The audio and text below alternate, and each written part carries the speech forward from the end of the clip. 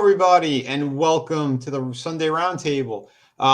This might be a shorter stream, but yeah, I'm kind of getting everything back together on the computer. As you can see, you guys wanted me to get back on camera, so I am. I was figuring out this OBS program thing, so now we have some. I'm above New York City right now. But anyway, you're soaring high, baby. Yeah, and I did it without any tech support, so woohoo! Anyway, Bravo. we're figuring it out anyway, and we're gonna have a good time. We're gonna have a good time. There's a couple of different topics we'll hit, but again, not a super long stream tonight. Just got so much work that I've been behind on, and you guys want City Venus too, so we're gonna make that happen for sure. I do want to say hello to everyone in chat first. Again, Adam, he was the first one out there tonight, early today. So yeah, man, dude, thank you for being on panel as well. You're welcome, man. I've been plugging you all day, man. What can I say? Been on a couple streams, and we're bringing some new people into the pictures to start checking out stuff. And yeah. I think we're gonna have a lot more new friends coming up this year, man. So yeah, I think so. Building like we're trying. Yeah, no, there's a lot of good stuff and a lot of great stuff in the works too. One of my personal friends is here as well. Araceli, how you doing tonight? Hey guys, I'm pretty good. I'm here. Awesome. Yeah, we're here, so that's what counts. Gap After Dark, he's been dropping some links and everything, and trying to help with the promotion as well. So thank you so much. I appreciate that. Again, we got fantastic people out there. Lasso of Truth, how you doing? Again, I hope you're feeling better as well, and you're gonna feel better. Both Tina and Trina, they were feeling under the weather tonight. Tommy was losing his voice. Yep. He made a lot of videos and stuff this week, and yeah, he was pretty raspy the other night. So he's calling it as well. But yeah, hey, it's winter time too, so there's a lot of people who do get sick. Manliness and Motivation's in the house, man. Hey, how you doing? That look on Nick Cage's face. Yeah. Well, I got some funny stuff for you. We have actual footage of James Gunn and how he got his job. How he got his job back at Marvel and how he got his job at DC. It's hilarious. You're gonna love it. So I'll show that in a minute. Let me finish saying hello to everybody. Keely Chow is also here. Thank you, buddy. Matt, dude, Planet Tour TV. I know you're busy. I know you got stuff going on tonight too, but if you do finish up your work early, if you do want to pop in for a little bit or just for a few minutes to say hi, I did drop you the link just in case. If not, no pressures, man. I hope you're having a good night. But yeah, like I said, lots of cool people here. Hello. Let me see if I missed. There was something else that popped up in here. Nelson as well, dude. Nelson's out there, dude. If you are around, if you want to pop in, I did drop you a link as well. So cool. Excellent. You're gonna get some food.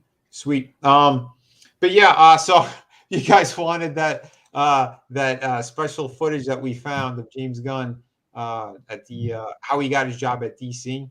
I mean, it's crazy, but we'll give it to you.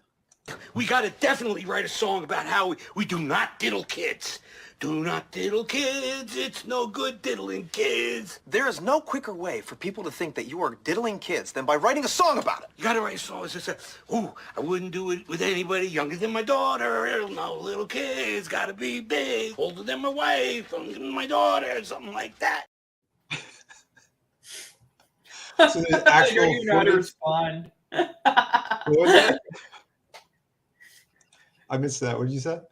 I said I don't even know how to respond. I'm just laughing. It's just like Jesus. It's I don't know how these people they have the jobs that they have. It's quite disturbing. Holy hell! But yeah, no. Well, since we had Manliness Motivation, he had brought up the Nick Cage thing first, so I'll talk about that first. Let me just share screen real quick. So, here is a little promo I made. But again, Nick Cage, he came out and he said he's like he's against Star Wars altogether. He's like not a fan. It's not his thing. He's a Trekkie guy. So Disney, stop knocking on his door because he doesn't want any. He's like, you've seen how bad it all is. So we don't need that anymore. and good for him. He made some kind of vampire movie though. Was it Renfield or something along those lines? And he actually plays Dracula. That's his new picture that he's been doing. If anyone's That's actually cool. Yeah. Yeah, I still got to check out that trailer. A friend sending me. I only saw the stills, but it looks interesting. He looks more like that character that was the Joker was based on, that black and white film. What was it, The Laughing Man or yeah, something along those lines. He kind of looks like that. He's got like the same type of teeth and stuff in there. But yeah, so that's interesting. Good for him. Harrison Ford, that was an interesting one as well, from what I heard. I think we actually had a little bit of footage on that. Let me see back here. I'll get rid of myself. So here we go. Yeah. So anyway, I don't know if you guys heard the news. Good old Hans Cock here, and Shia LaBeouf. I threatened him with a rocket launcher. He said that the Crystal Skull was not in, and I quote, Indiana Jones film. I beg to differ. It was. Look, I got the jacket on, the hat, and you guys can't see it, but I got a shitload of money in the back with me there. So, yeah, the kid's wrong. It was definitely an Indianapolis movie. Jones, that is. And yeah, this kid sucks, by the way. He didn't come back for the new one. So I'm just playing with some stuff tonight, guys. I was like, I wasn't sure. Oh my god! Yeah, well, First stage is actually pretty good. Talk about wasted seed right there. I'm telling you. Oh my goodness. Oh man. yeah, I'm there with them. Look, I'm riding with Hans Cock and and Mutt's mother. I forgot. Now we're gonna make you infamous. Yeah, right. Oh, there's Tommy. How you doing, brother? Hope you're feeling better out there. But yeah, I don't know if you saw. I just played some footage before of the. I got image there. That was crazy. Yeah, I still got to figure out all this stuff. I'm new, and Chris isn't here because usually he's like tech support. Yeah, we don't have tech support today. Because I know like this much more than Vinny with computers, so we're screwed. Yeah, my whole life is based off of computers, and yeah. Yes, they're definitely. Well, since Tommy's out there, I mean, here's another one for him too. Again, we played footage right when we started of James Gunn and how he got his job at DC. This is how he got to work on the last Guardians of the Galaxy movie as well. We had footage of that. Welcome to our legitimate show of kids. Very, very, very nice. Which one of these talented entertainers, who I am not attracted to at all, will be the winner? I'm not attracted to any of them. None of them. And that's the way it is. Anyway, everybody put your hands together and clap for the kids. Clap, clap, and you wave goodbye. Wave goodbye. Go to your dressing rooms. We're going to start the show. Go on. It's okay, just don't touch. Go to their dressing room. Over there on that side of the stage. I am going to my dressing room. Jesus Christ. Oh shit. Yeah.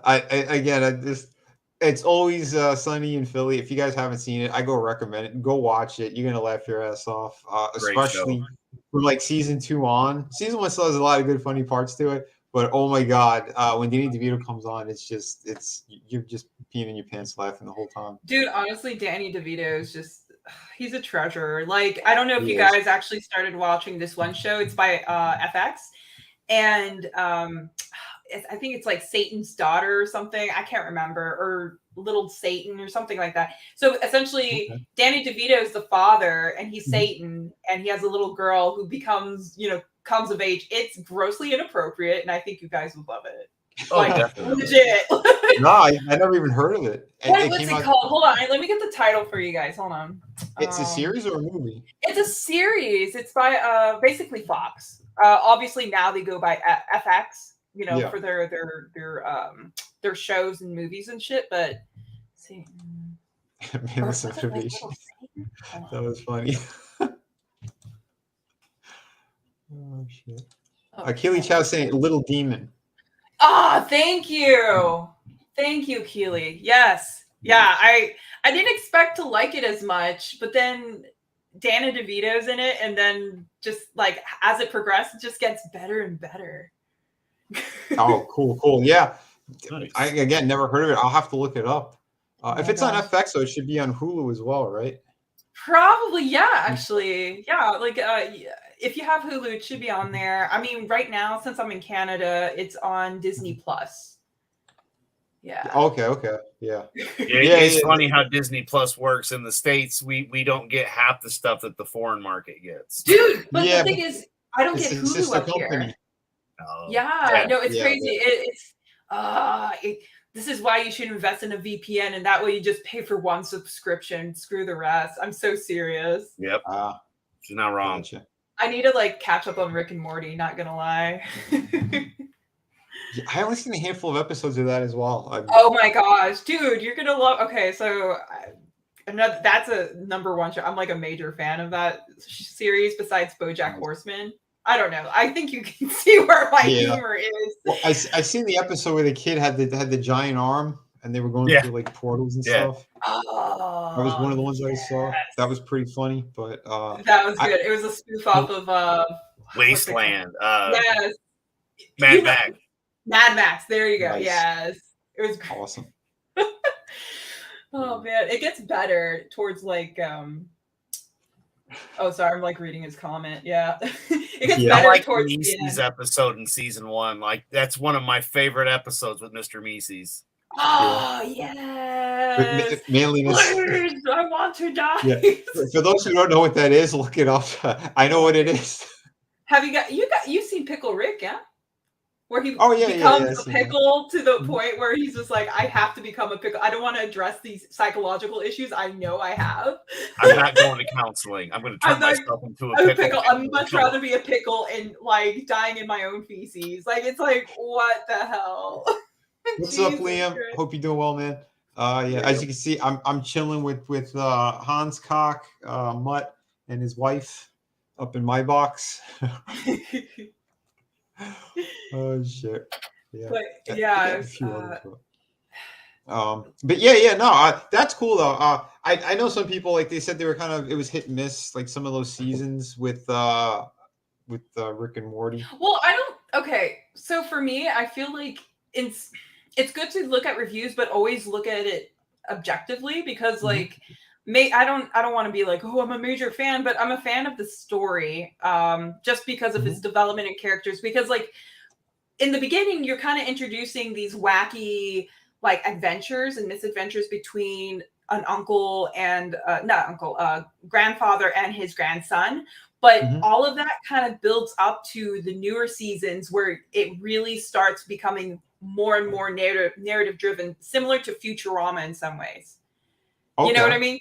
So like a lot of the things is the first few seasons it's a lot of world building, but then the later seasons are kind of like you interacting and understanding kind of the psyche behind each of the characters and how their relationship dynamics are successful or in changes and how and unhealthy relationship dynamics. That's where it becomes really fascinating. Also kind of goes through the whole nihilistic perception of reality and I don't know. There's a lot going on, and if people kind of discredit I'm like, I understand, but like I think you need to view it as a whole versus certain seasons because like each season it has a purpose. Like I think the weakest season might have been season 4, but that's because they're laying down the groundwork for more episodes to really understand how these characters work and think and how they're developing. Yeah, because I wasn't sure. I heard some things in passing, but I don't remember what was what. Because they said something happened with the creator as well. I don't know if they're into some weird shit, but whatever. Yeah. I mean, honestly, if you want to get into that, like, all of them are really fun. And you'll end up being Amish, dude. More or less, I know. Right? Shit. I know. Well, my standards went up with certain things because there's things that I mean, like again, James Gunn. I'm poking fun at him because that couldn't be more obvious, right? And now he's like destroying so much stuff on top of it. They're going to do things that fans don't want. They're going back to doing like these origin story things that are so stupid and make no sense. How many times we need to see an origin story or a younger Clark Kent? Didn't they have Smallville? Didn't they have all these other series? They have a new one that's out there too, where it's Lois and Clark, and they got the two sons. Like there's so many different things that are already in that realm. You see him as a reporter, all this stuff. I think we're over that. Let's see him do some superhero heroic stuff. Let's see him fight these characters that we've been wanting to see on screen forever. You know, your Brainiacs, your Lobos, those type of characters. No, we're gonna go back to the old shitty formula again. It makes it's sense. because formula, man. A lot of them is just what they're comfortable with doing because they know is successful in the past, and because there's younger generations, and there's a nostalgia factor for the adults that they're like, oh, I want to do the, like I want to explore this. Let's retell the same old tired formula, hoping it will revive and make a profit. Excuse me 1 second. Yeah.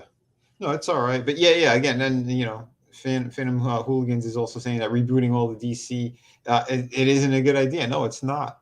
And they're choosing and picking. That's what we were talking a little bit about on Friday as well. We had mentioned the whole thing with Flash because they said they shit-canned everyone. They're going to repurpose Jason Momoa. Obviously, he'll be Lobo. I think it's kind of a given at this point. But Ezra Miller, they keep going, oh no, we're going to keep him on board. I'm calling bullshit on that. I think the full thing is that they spent so much money. They had so many reshoots they had to do. That movie's probably close to $400 million that they spent. They need that to make money. So if they go, oh yeah, he's going to stay on board, that means everyone's still going to go. Well, supposedly everyone's going to still go watch it because they know when they made the announcement that those other movies they don't really matter anymore. It's all going to tank. So yeah, Shazam 2. That's not going to go anywhere because they're not using the character anymore. The Blue Beetle, I don't even know if that got shelved. No one's really talking about that one, but that had Miguel from Cobra Kai. Yeah, from Cobra Kai, and everyone's kind of they were looking forward to it. They had a couple of set leaks. They said that the movie's wrapped. They're just doing all special effects. So, but now what? All those movies get hurt. Aquaman 2, they said that might not even get released either. That's another one they said might be on the chopping block altogether, like the Batwoman movie. It's interesting. So, but I know again the studio just spent so much money on the Flash that they're like, oh yeah, he's wink wink nudge nudge. He's still going to be there. No, he's not. He's too problematic. There's too many things going on. And we know that, again, James Gunn, he wants him younger. I'm sure he wants some kind of kid Flash. And he wasn't that good as the Flash either. I'm sorry. No, he just wasn't. He wasn't a believable Flash. No. You had Grant from the TV series that was great, And I don't watch all that stuff. I watched, I think, the first 2 seasons and some stuff here and there. And I thought he was a great Barry. I thought they did an excellent job, So I don't know. And for those if you come in a little bit late, we did play. We found the footage of how James Gunn got the job at DC, how he convinced the executives in the DC headquarters. So if you haven't seen that, here it is again. We got to definitely write a song about how we do not diddle kids. Do not diddle kids. It's no good diddling kids. There is no quicker way for people to think that you are diddling kids than by writing a song about it. You got to write a song that says, I wouldn't do it with anybody younger than my daughter. No little kids, got to be big, older than my wife, younger than my daughter, something like that. Oh, shit. I know if Chris was here, he would not stop. He'd just be laughing until he was purple. Oh, yeah. Until you hear thump. Yeah. Oh, crap. Draven bit must have bit him again. Yeah, tell me about it. But, if all else fails, then we always got this. Get what you fucking deserve! I started blasting. Bang! Wow. Oh, that's man. Right. That was such a good movie. See, things like that, I'm just like, that's okay. I'm so tricky with like origin stories, but it's like if it's shot well like that, or you guys seen Logan, right? Yeah. Mm-hmm. That okay, Logan and Joker. I was so impressed. Yeah, because it's just there's an artistry to it, and it's phenomenal. Like, I admire like the color grading and how they went about like the lighting and the especially in the Joker. I'm speaking about the Joker, although Logan was fantastic too with the dramatic lighting, but like with Joker, they had like a natural great gradation that I noticed in the theaters, and it's just like you could see all of this, the disconnect, and then when he finally feels this connection, no one really knows him, and it's just he's this idea, not an actual person. He's like this god. It's just fantastic. Yeah, no, the way that they did that, I was really surprised by it, because when I first heard about it, I even saw a couple of the stills. I'm like, I don't know about this one, but when they dropped that first trailer, I was kind of sold. Because, right? I mean, it goes into the psyche of the characters, and it breaks down stuff too in a different way. That's why I could really appreciate it. I know there's some people, they hated it. Other people, they absolutely loved every aspect of it. But every time you watch it, for me anyway, like I kept seeing different things in there. There's other stuff going on, the background too. If you're paying attention to what's happening there, is like how much of this is trippy stuff that's going on in his head, what actually happened. What is he seeing? What is he not seeing? So it's something else. No, I agree. You know the character, and he's sitting behind you, as he said. If I'm going to have an origin story, I want it to be multiple choice. Oh yeah. Okay. Yeah. No. Exactly. And Logan, I didn't care for Logan the movie, like the story and stuff. I didn't care. There were bits I liked. But the way, the lighting and the way, if you like, and again, we're discussing film, not just story people, how things are shot, the lighting and the accents, and how the Joker looked like the 1980s Chicago. Oh yeah, dude. Yeah. No, some great stuff for sure. No, the thing is, it's just the amount of intent and consideration. Yeah, like with Logan, I would prefer the Joker over Logan. However, with Logan, the cinematography, how it's shot, the lighting, I think it's very reflective of what was going on within the character. And that's the beauty of it. Like, because like what I've learned, I mean, in film, it's like you speak without saying anything, with minimal dialogue. If you can tell a story with minimal dialogue, it's a great story. Well, and it all depends too on all this stuff. But hold on, I'll address the chat in a second. Well, Scotsman, he sent me $5, dude. Thank you, brother. I appreciate it. Oh, he's stirring up some food.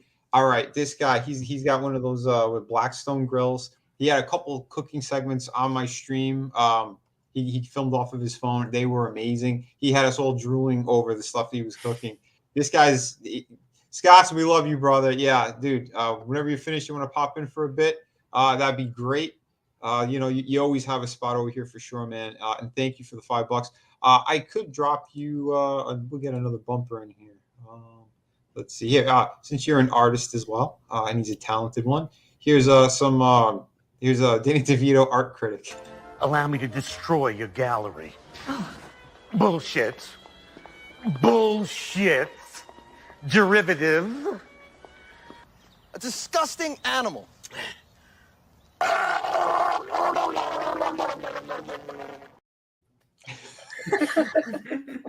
So thank you for the $5. And Liam, if you want to pop in, if you're free, I mean, it's the link's in the cool chat. So if you want to drop in, you could.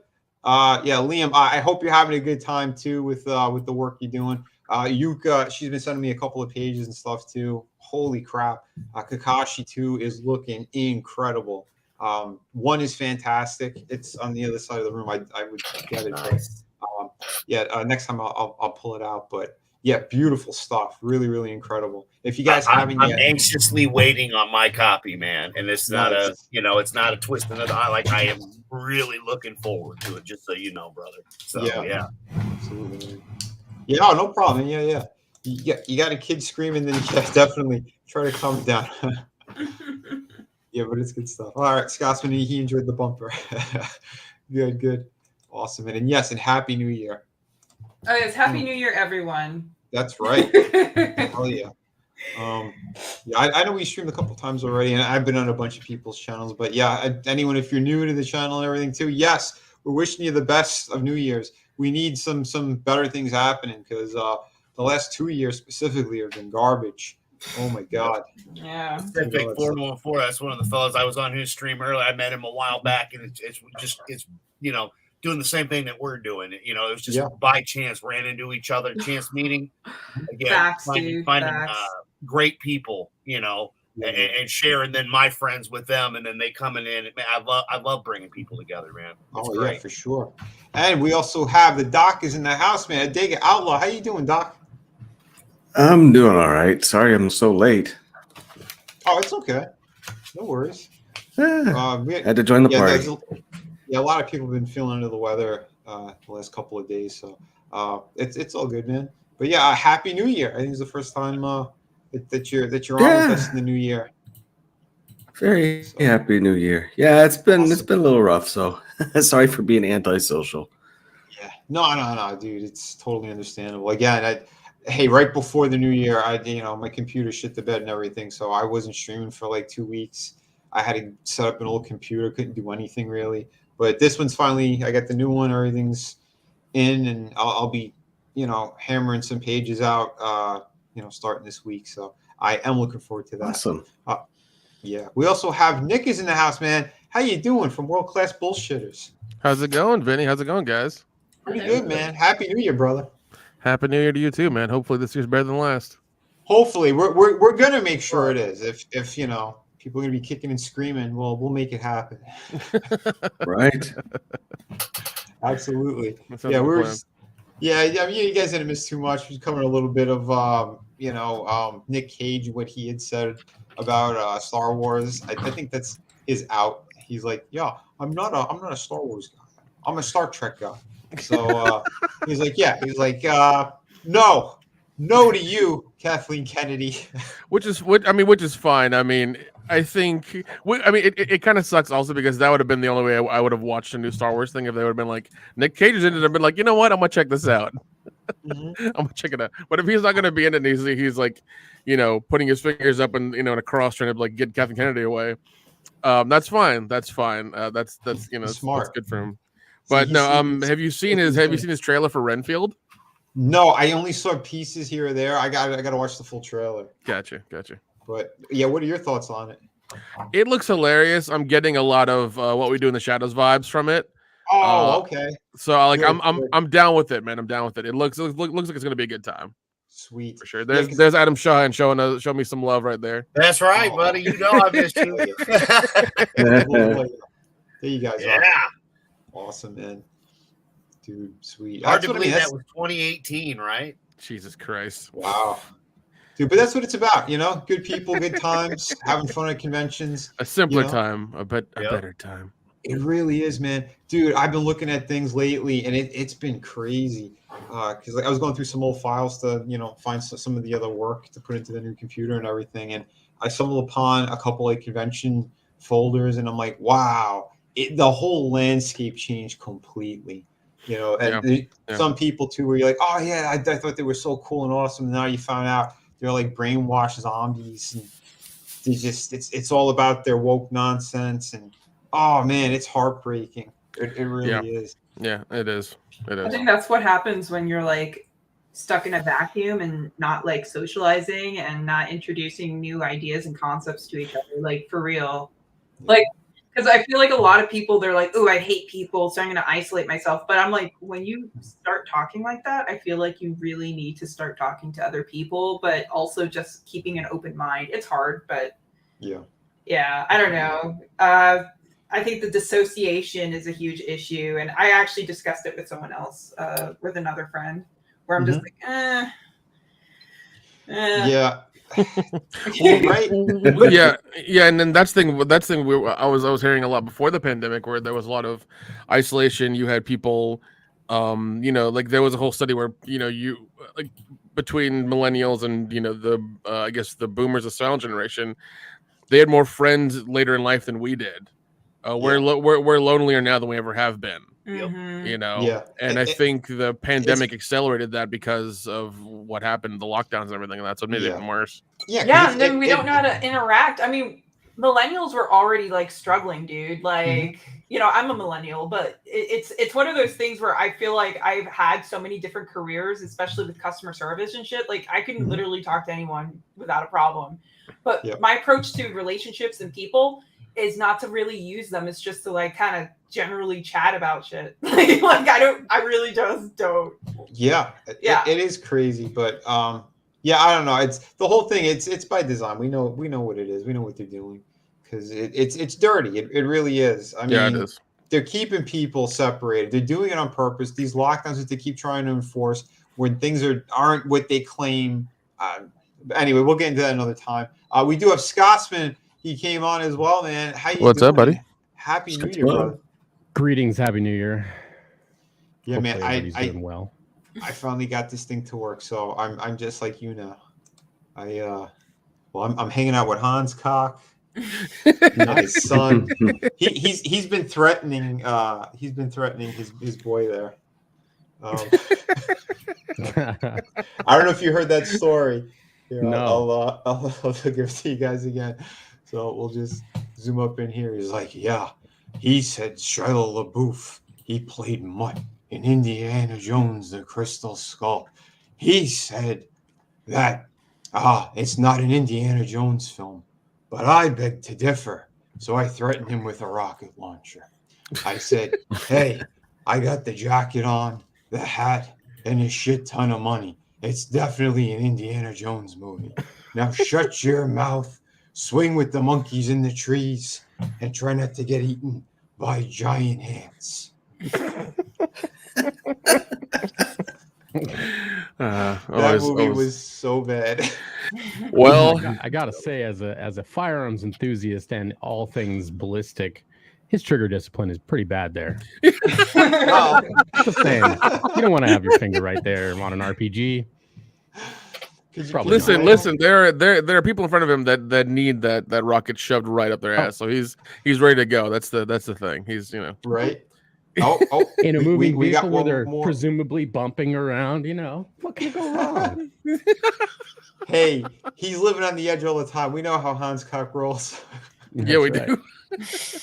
And we know how James is the psychopath. Oh, nice. Hi, everybody. How are you? How are your kids? How are your kids? Get your goddamn hands off of my children. Man, Nick, I really like those. We're just going like, ooh. Oh, those adult films that you shoot. But have you considered ever using younger actors and actors? No, God damn it, no. A little bit younger, yeah. If you ever need a little black money, just hit me up. We'll work something out. Well, first of all, we call it African American money, so calm yourself.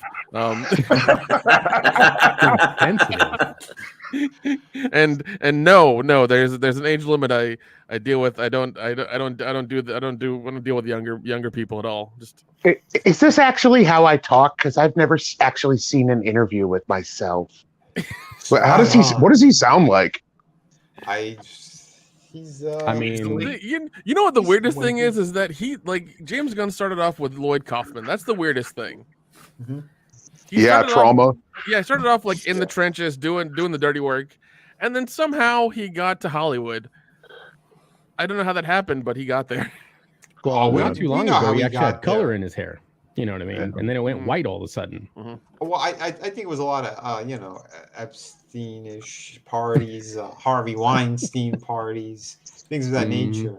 Yeah. Well, once you see the Moloch furnace on the island and what they do with it, it will turn your hair white. Well, I don't know if you guys saw it before. We did play some footage we found of how James Gunn got the job at DC, how he ran in there, and he's like, we got to definitely write a song about how we do not diddle kids. Do not diddle kids. It's no good diddling kids. There is no quicker way for people to think that you are diddling kids than by writing a song about it. You gotta write a song that says, I wouldn't do it with anybody younger than my daughter. No little kids, gotta be big, older than my wife, older than my daughter, something like that. Wow. So we found the footage how he got the job, and I guess they were okay with that. Must have been an office at Disney. Right? I mean, we'd pull out Gashman, but I don't have him loaded up in here, I don't think. Or I'd have to. Gotta ask Pete to come on for that shit. Well, I'm the guy who started that. Okay, all right. we just ran with it. Yeah, because I stole it too, but it wasn't really stealing it. It was just we were having fun. Yeah. We'd show up on each other's streams, and somebody just show up and be Ron Gashman. I just come in and go. Actually, he's here. I'm right here, everyone. That's right. We used to party together, but now we're over hanging out at It's a Small World ride. They're trying to kick me off of it, but I don't want to leave. You know, those they said they're animatronic. They look real to me. Oh, boy. We told you, Ron. Get the hell out of here, you sick son of a bitch. All right, Mickey. I'll leave. Hey, Ron, we're going to be at Maria Abramovich's house tomorrow doing paintings with our period blood. Do you want to come by? Oh, my God. I think I needed Jamie here to hit the buttons for me because that was definitely not okay. Well, you've heard of chicken soup for the soul. She's got spirit cooking for the soul. So. Yeah. Yep. Oh, geez. Okay. The Loja. Holy crap. Yeah, no, it's madness out there. I mean, we're making all the jokes about it, but I mean, this is like open shit. You know, these people keep getting this work. People keep running out there. That's why, we have Zach, no affiliation with Geeks and Gamers, what he's been saying, and it's amazing stuff. I don't know if you guys seen any of that either. And, No, I haven't. I haven't heard what he's been saying. Oh yeah, Zach, no affiliation with Geeks and Gamers. Snyder, he always says it all the time. He's like, yeah, remember #horse pace for life. Literally. Oh man. And also not a fan of James Gunn. Right. Oh, well, fuck you. I would imagine. Fuck you, James Gunn. I have an affiliation with Geeks and Gamers. Okay, I love Jeremy. When he shaves his face, he looks like a little boy, and I just want to take him out for a beer and spank him. Oh my God. Oh, good Lord. This is sound like the Biden administration all over again. The fact that her father took showers with her in a way that was, quote, not appropriate. Ask yourself, is there any explanation for that behavior that is justifiable? And there's not. It's sick and it's horrifying. And speaking of Hunter. Don't laugh. Don't laugh. She's right. She's right. This crack shit's killing him.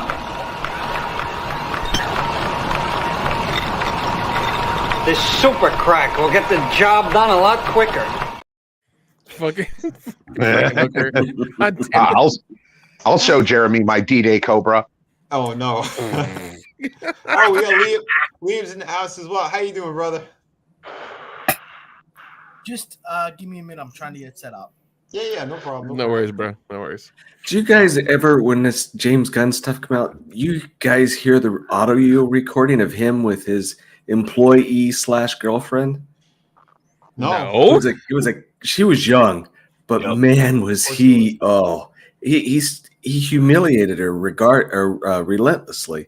Why she stuck with him had to have been for the money or job opportunities, but it was pretty terrible. Well, I know. Well, like the actress that's his girlfriend. I've seen her in a couple. Like she was doing straight to DVD movies. Like she did one called Zombie Strippers, and then she did like one of the American Pies that was like straight to DVD as well.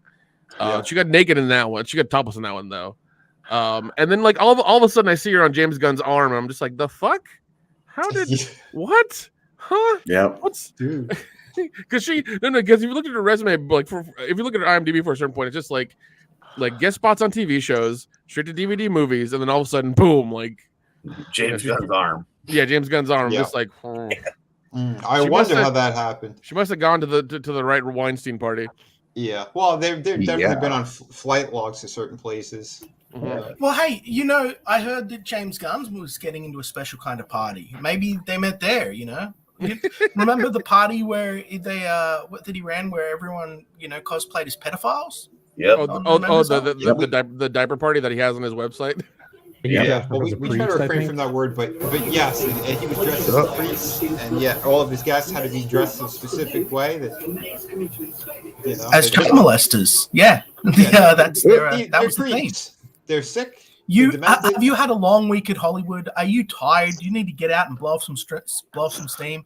Well, come over to James Gunn's house and dress up as a sexual predator. It's going to be fun. That's why. If we were to show up at the party, we'd be just like Lieutenant Draven. I've heard police work is dangerous. It is. That's why I carry a big gun. Aren't you? Take me out of the Rolodex, James. Takes me out of the Rolodex, James. Okay, I'll take you out. This one. That's my policy. Yes. Well, when I see 5 weirdos dressed in togas stabbing a guy in the middle of the park in full view of 100 people, I shoot the bastards. That's my policy. Look, guys, it was a fun party, okay? I dressed like Jared from Subway. I carried around a foot long. Don't bash it, okay? Party! I'm nice. Move it, dick face!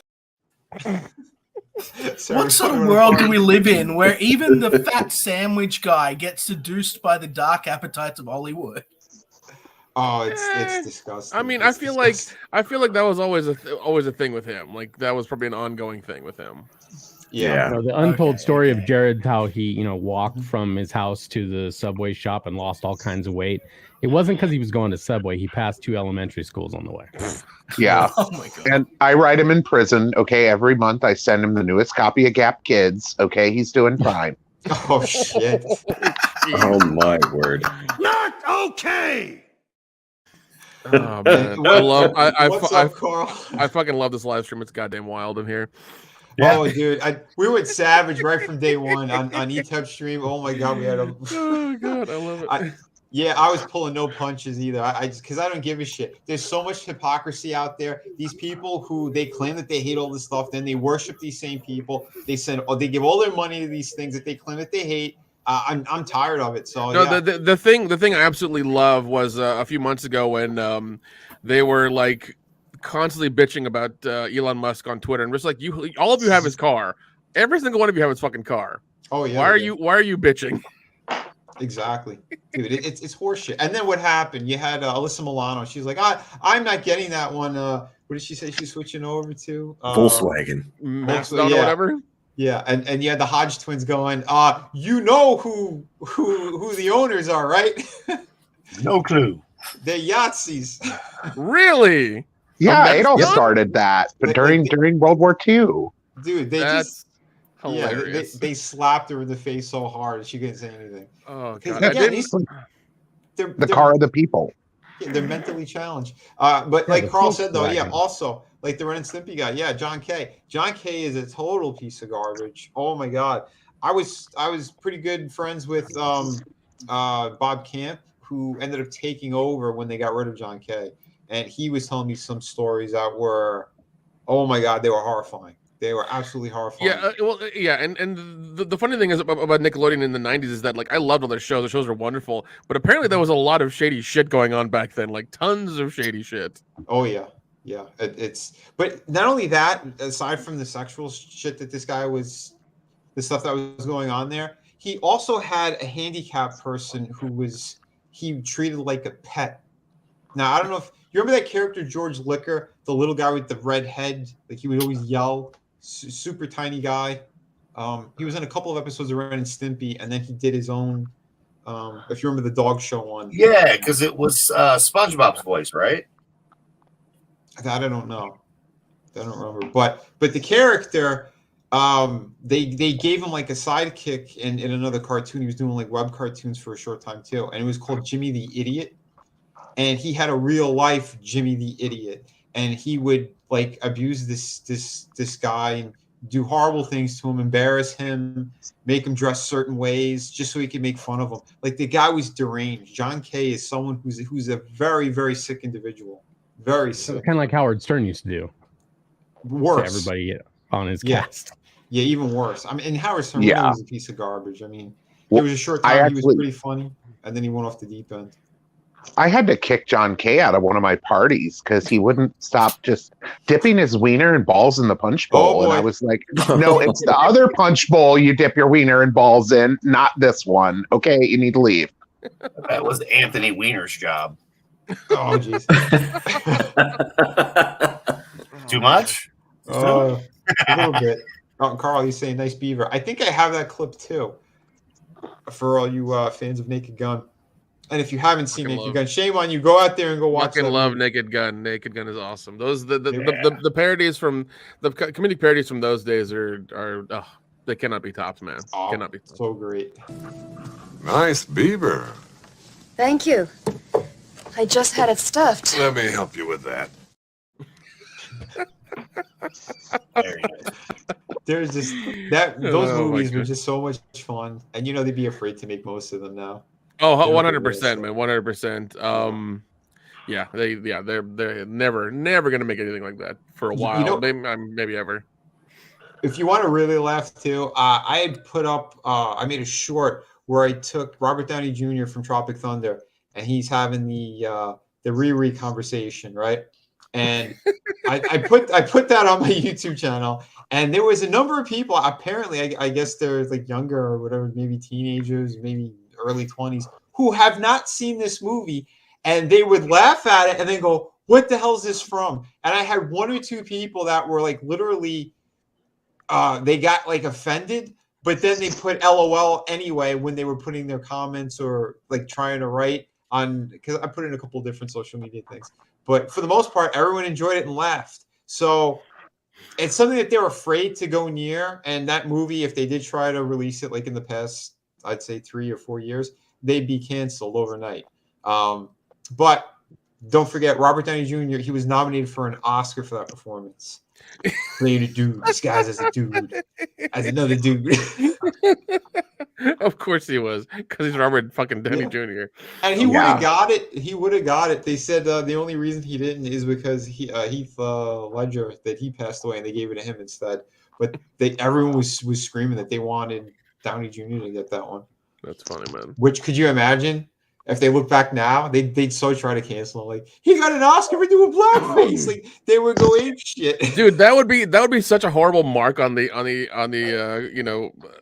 Academy Awards. Like they would never be able to remove it. They would never be able to, and nothing would happen. It would just be hilarious. Well, they have no face. I mean, what, more than half of them in Hollywood all went to Epstein Island. So oh yeah, dude. I mean, and even then, the process of getting nominated is such a shit show. It's just kind of like, it's basically you just like getting on your knees and blowing them until they say, okay, this is enough. We'll nominate you. We'll give you an award. We'll put your name in the fucking hat. So you know. Yeah, my boy Tombstone's in the chat. How you doing? And why haven't we heard about everyone that was on that island? You know, I mean, wasn't that the biggest news story in the world? And then he hung himself with a toilet roll, and then everything went away. Yeah, they said I saw a little documentary on that too, and they talked to one of the coroners, and they said the bone that was broken in his neck. They said there's no way that he did it on his own. He said the amount of force that was done. They said it had to be at least 2 or 3 guys who had done that. And they're like, nope, cameras were out. The guards, they went to take a piss break. Guys, Hillary showed me the footage. Maybe I need to do a short little experiment stream where I tie some toilet paper around my neck and throw myself off a bed and see if it all ends for the Liam. You know. Well, no, he was kinky till the end. Okay, Hillary showed me the footage, and his last words were "harder, daddy," as 3 guys were choking him. God damn it! Holy hell! Not okay. You're gonna break he idolized David Lozier Carradine. record. You're gonna break the Lozier record tonight. He Tommy idolized has David that one. Carradine for sure. Just kick me if I get too bad. Holy shit! Yeah, the Lozier button is an honor, my friend. That should be an honor when you get them. You know, right? That And means you're doing it the right way. And don't forget, because we do this at least once a stream. Friggin' frog's gay. Yeah, It's he like looking is. in a mirror. Like looking in a Me and mirror. EVS hang out every weekend and just slap each other around. It's great. I dress him up like a giant baby, and he just craps everywhere. It's wonderful. Oh, Jesus.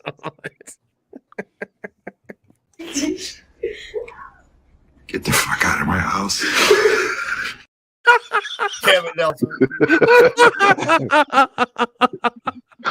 Oh shit. Oh god. Yeah. Again, it's at this point, who cares? Holy hell. But yeah, I want to play more of those clips of Danny DeVito. And some psycho made a comic book about EVS in a frog suit and like blowing guys behind dumpsters in Jersey. And oh my God, he's such a sick man. Some guy named Nelson the Gent on Twitter. Oh, he's disgusting. I hate him. Jesus. Well, here's one just for the new year then. Fuck him. Fuck his family. Fuck all these people. God fucking damn it, man. What the fuck? Is there nobody fucking pure in this goddamn fucking world? Shit. From end to end. All over.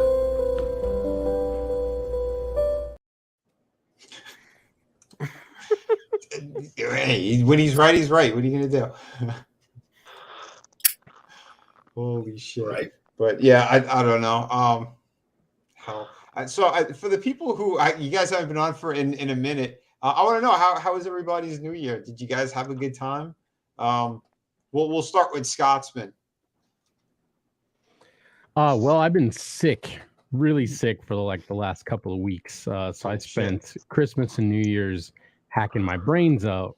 But I did get some sick loot for Christmas, and hung out on New Year's Eve and just played video games and relaxed. Sipped a tiny bit of whiskey, not a lot, and things are good. I can't complain. You know what I mean? For getting a nasty cold and having it linger a little bit, but be nothing big, no big deal. Yeah, everybody else in the family's healthy, and we were all together. Good. So nothing's better than that. Nice, man. Hell yeah, dude. That's great. What games did you play?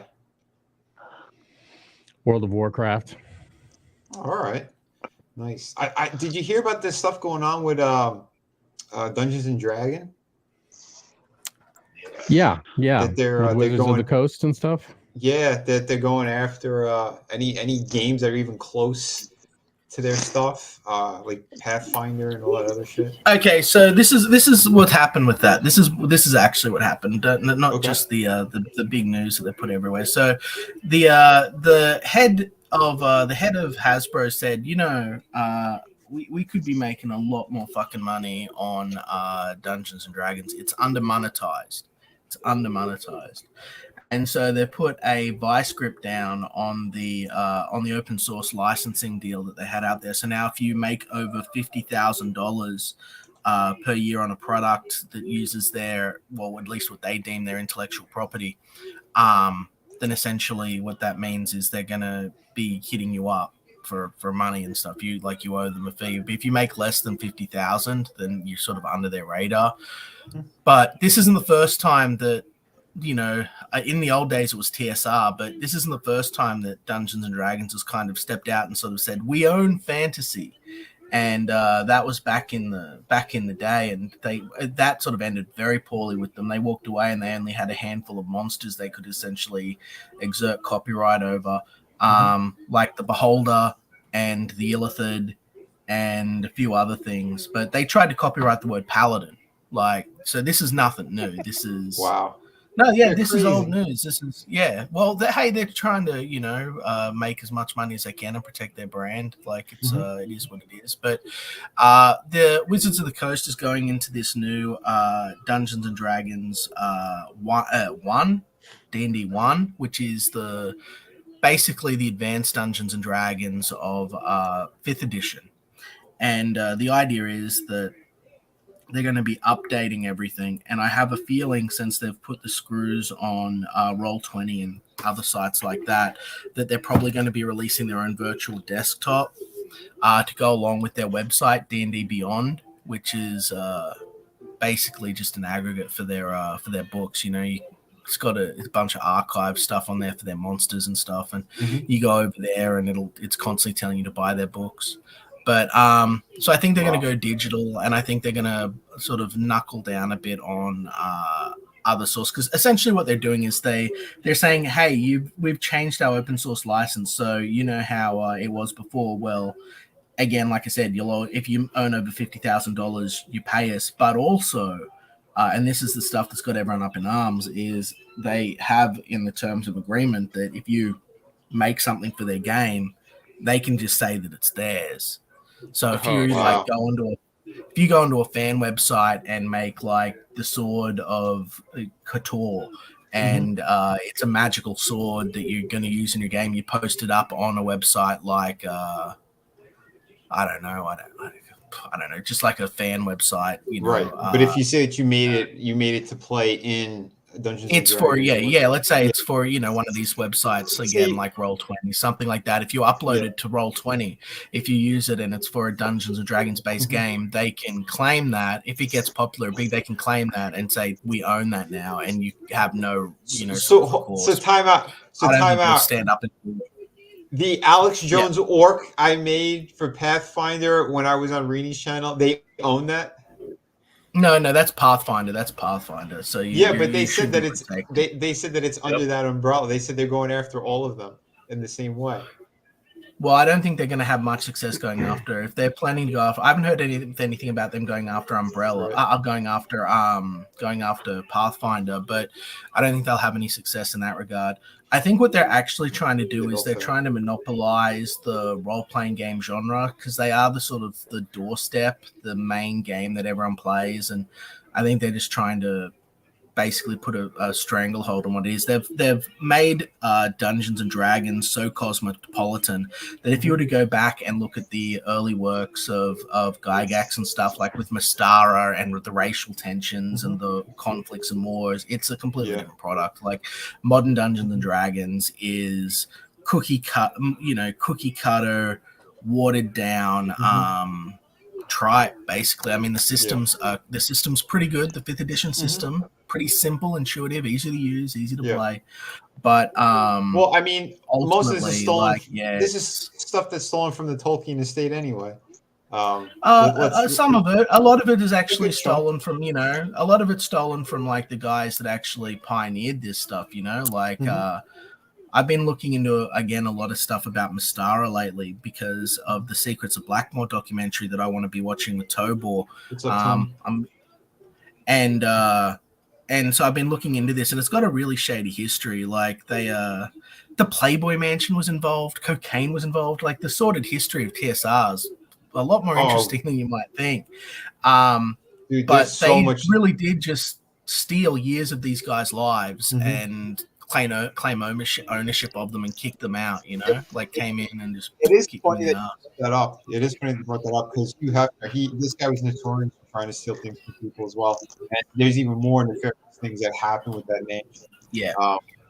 That guy, man, what an evil piece of shit. Frankie saw a documentary too he was talking about that's a whole other conversation, but I know that he was doing that. He was doing like those tabletop games and he was inviting people, big wigs over, and he would I'm not surprised that they tried stealing it and hurting other people. But Matt also said he goes, legally they can't do that.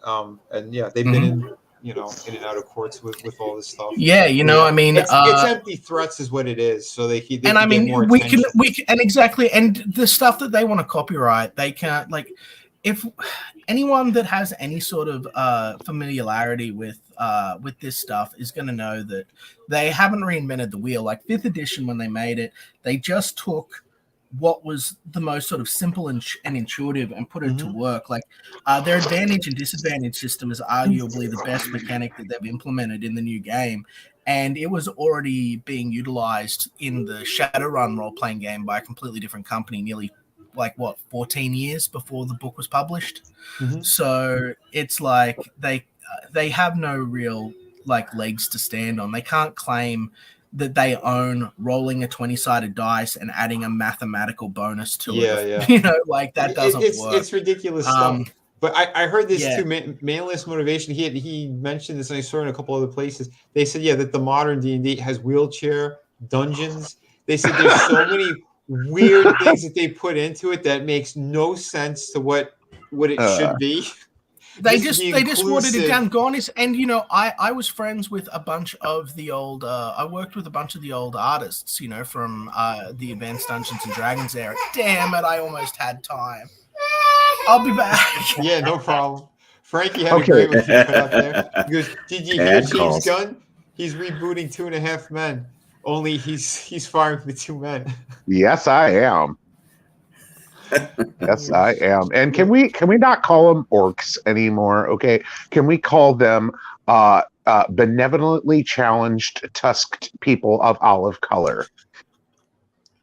We could. Hey, in some places they're grey, don't you know? The whole orcs are African Americans is just absolutely ridiculous. And it's so much projection. Well, and wow, a whole segment of orcs are brown. That's new or that's old?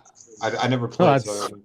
That's old canon. I mean, the one of the main characters of the story, his parents were both brown orcs, and he almost died as an infant, where a green orc breathed like demon blood or like demon essence into him to save his life. That's why he turned green. Oh, okay. I see my OBS studios died. Oh shit! There we go. Anyway. But I think baby's calmed down. It's all good. She just woke up. But with this whole thing, I've worked with Palladium Books in the past. Like I've worked on role playing development and stuff. And I know a bunch of guys that used to do the old sort of barbarian art. I was commissioned. I won't name the project, but I was commissioned to do a project in that vein by a company relative to this.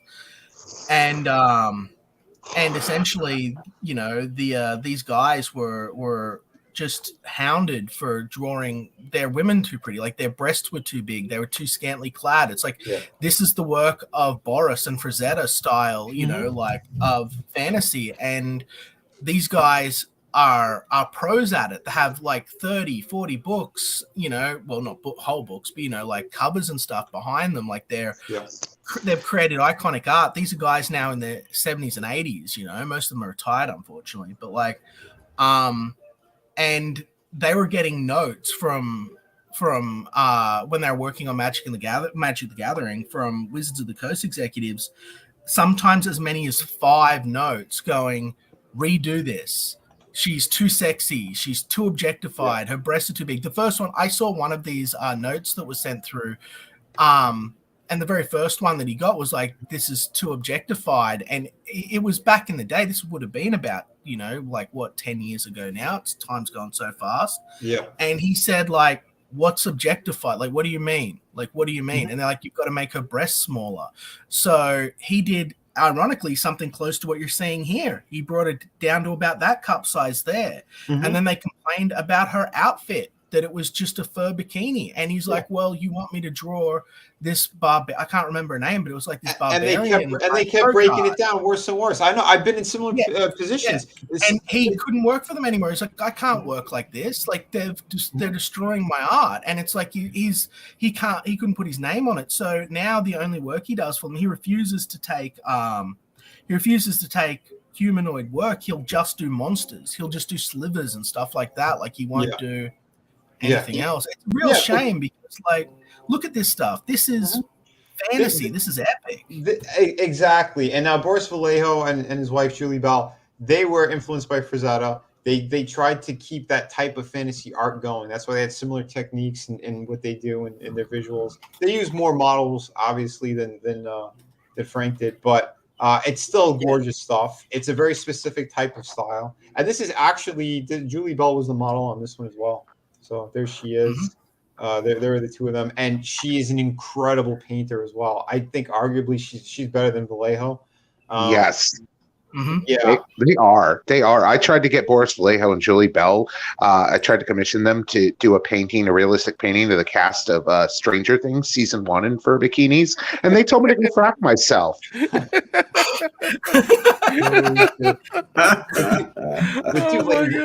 No, it's a shame. You know, I've been again. I'm always selling, aren't I? But I've in my downtime, you know, Tobor knows this. I've been working on a sort of role playing game system for a while, just as a hobby, But with this new D&D 1 and with the shift they're doing, I'm thinking like maybe I'll do it. Maybe I'll launch like a beautiful hardcover book and make a classic style RPG just to sort of compete with their new system and sort of show like, hey, look, I can make something better than what you've got and make it prettier, you know, and see how that goes. You know, just give them a bit of friendly competition. But nothing set in stone yet. Just something that I've been toying around with the last couple of days since this news started floating around. Oh, dude, no, I hear you. It's this whole thing because there's something missing. There's something missing. I mean, like they've made the new Dungeons and Dragons so cookie cutter that who wants to escape into that fantasy when you could just go play a video game and get basically a better experience that's automated.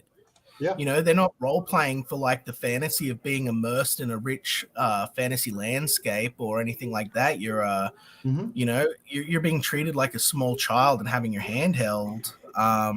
You know, I mean, look at this art. It's criminal. This stuff doesn't exist anymore. It is. It really is, and it's so stupid too. Because I mean, this is some of that stuff, like you said. You have your Conan type characters, those worlds, that type of fantasy. It's different. It's unique. Yeah, you know. Yuka was like, I want to learn how to paint skin like this, Liam. Like, what is this genre of art called? It's called fantasy art. It's just, you know, what is, you know, like that's what it was. It's just. Am I gonna have to teach her more techniques? Yeah, exactly. She's like been looking at this stuff for a while, and she like came to me like it would have been about 3 weeks ago, and was like, "Do you know any way that I can learn how to do skin textures and stuff like this? I want to be able to paint like this." And I was like, I'm not good enough myself, and just modern art. It's just no one recreates this. You actually put in a lot of work and get models, and you know, like I mean, if you're good enough, you don't need them. But it's one thing. But these are all model paintings, you know. So like that's how they get the lighting so good. Yeah, it's beautiful stuff. I mean, you know, I've done a couple of pieces like that, kind of in that style. It's a ton of work. It definitely is. But I think it is. It's beautiful. It's beautiful. Like I've seen some of your Conan stuff, and it looks really, really good. I mean, I don't have that because you're on the new computer. I tried putting some of the older stuff back in here. I do have it. There is hope, says Tobor. Yeah, I know. Yeah. You know, you got to hit me up, dude. We got to fucking hang out. We got to watch that Secrets of Blackmore. I've been reading a fuck ton of Mystara stuff. We got to watch Secrets of Blackmore. Make time for me. Yeah. So look at this. Here's some of my Conan artwork. But see, because I was always inspired by those guys too. I loved all that stuff. Frazetta is really the one who. And this is old. Imagine what you can do today. You know? This is an older piece for sure, but you know, I wanted to do a proper tribute for Frank Frazetta and everything too. You know, look at that chest and the abs and the way that the muscle flows like into his arm there. They're not young enough. We have James Gunn on the panel today. I'm sorry. There's not enough furries and scantily clad children for him in your art. I'm sorry. Yeah, right. It's nuts. What's up, Soul Assassin? I know we got a few more people who came in.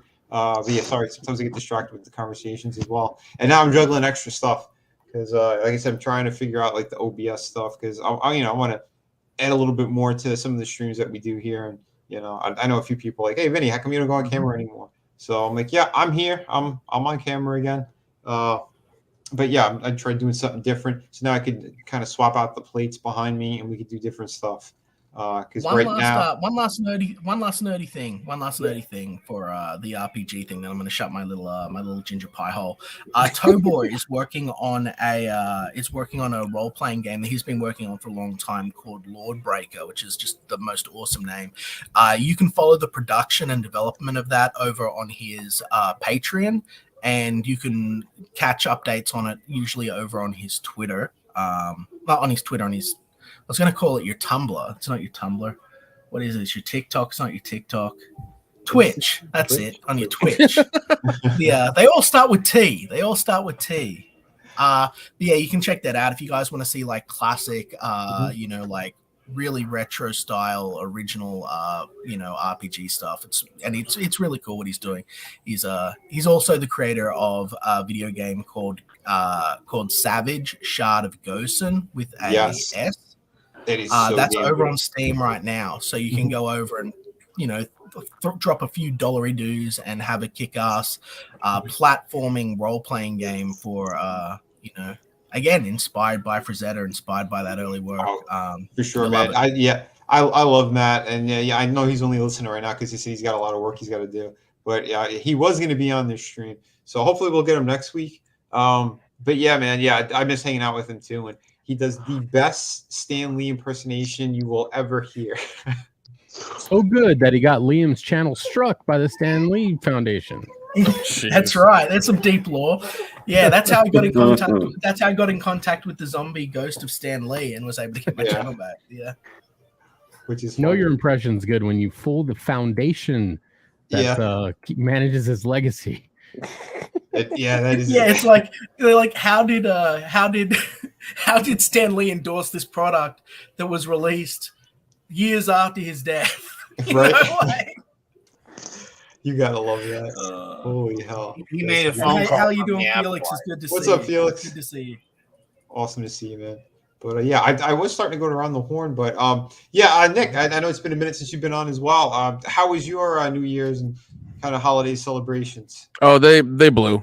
They blew. Yeah. We had there was a death in the family before Thanksgiving, and it was terrible from then on. Man. I'm sorry, man. Yeah, yeah, but there was some tragedy that hit, around the same time for me. I talked about it a couple of times. Just awful, and Biden's directly responsible. One of the illegals who came over was responsible for basically murdering a family friend. Jeez. Yeah, a Marine, mind you. So this is it's disgusting. Things have to change in a better way. So whatever nonsense that they were doing recently, I mean, I don't mean to get into politics, but whatever shit that they did, step up now. You guys made these claims. You're going to go after certain individuals. Fine, do it. Because at this point, I think America is beyond sick of this shit. And we know there's nothing but corrupt people on both sides, but you guys got to do something because this is getting so out of hand. Well, I mean, look what's happening in Brazil right now. They just stormed their capital. Yep. It's a beautiful thing, and with more fervor than on our January 6th. Oh, I got to see some of that footage. I have yet to see that. I heard in passing. Insane. Wow. Yeah. Was it on Friday? Is that when they did it? All over Twitter right now. So. Wow. Did you guys hear that Hobbs couldn't stop laughing when she got sworn in as governor of Arizona? Yeah, I actually saw that. Yeah. Disgusting. They know what It pisses me off so much, dude. I mean, I thought it was funny, but I'm a lefty psychopath from Hollywood, so you laughed right along with her. There's been so many funny things that they put out recently too, political wise. There's one I want to show so badly, but I can't. It has to do with a certain country. Did you guys see the guy in the toupee who he was threatening to beat up the Matt Gaetz? Oh yeah. Well, he they had on Twitter. They had a word balloon with that one, which was hilarious. He said, "If I don't get my money from a certain country," and like they're pulling them back because they're all getting their kickbacks and stuff. That was at $1.27 trillion or whatever, $billion. Whatever they're giving these. This is getting disgusting. Absolutely disgusting. Well, that guy was a committee chairman, and Matt Gaetz serves on that same committee. So like that was some major shit. Like a committee chairman wanted to fight a committee member, and then later on, you can see on Twitter the guy apologized to Matt Gaetz. Oh, he did. Pretty funny shit, man. Wow. Yeah, because hold on, there was actually a great play-by-play. I don't know if you guys saw that one. I love the bad lip reading, how they got involved with a lot of the shit. Oh yeah, those are so good. That stuff's always awesome. This was pretty excellent too. Hold on, we'll play this for those who missed it. A very frustrated Kevin McCarthy acting like he's some kind of alpha male, walking up to Matt Gaetz and Lauren Boebert as if this is going to intimidate them. Matt Gaetz is like, man, look, I know you're a soy boy, all right? I know you're a part of the swamp. Kevin McCarthy's like, I know you know that I have no interest in helping the American people. I have every interest in helping Ukraine and filling my pockets up. You got that, Gaetz? Matt Gaetz is like, thanks for clearing that up, you fucking Manchurian candidate. Now get the hell out of here. And of course, out of the blue, it's Mike Rogers. He's looking a little pissed, looking to back up McCarthy. Oh my God, it appears they're going to drag him out by his face.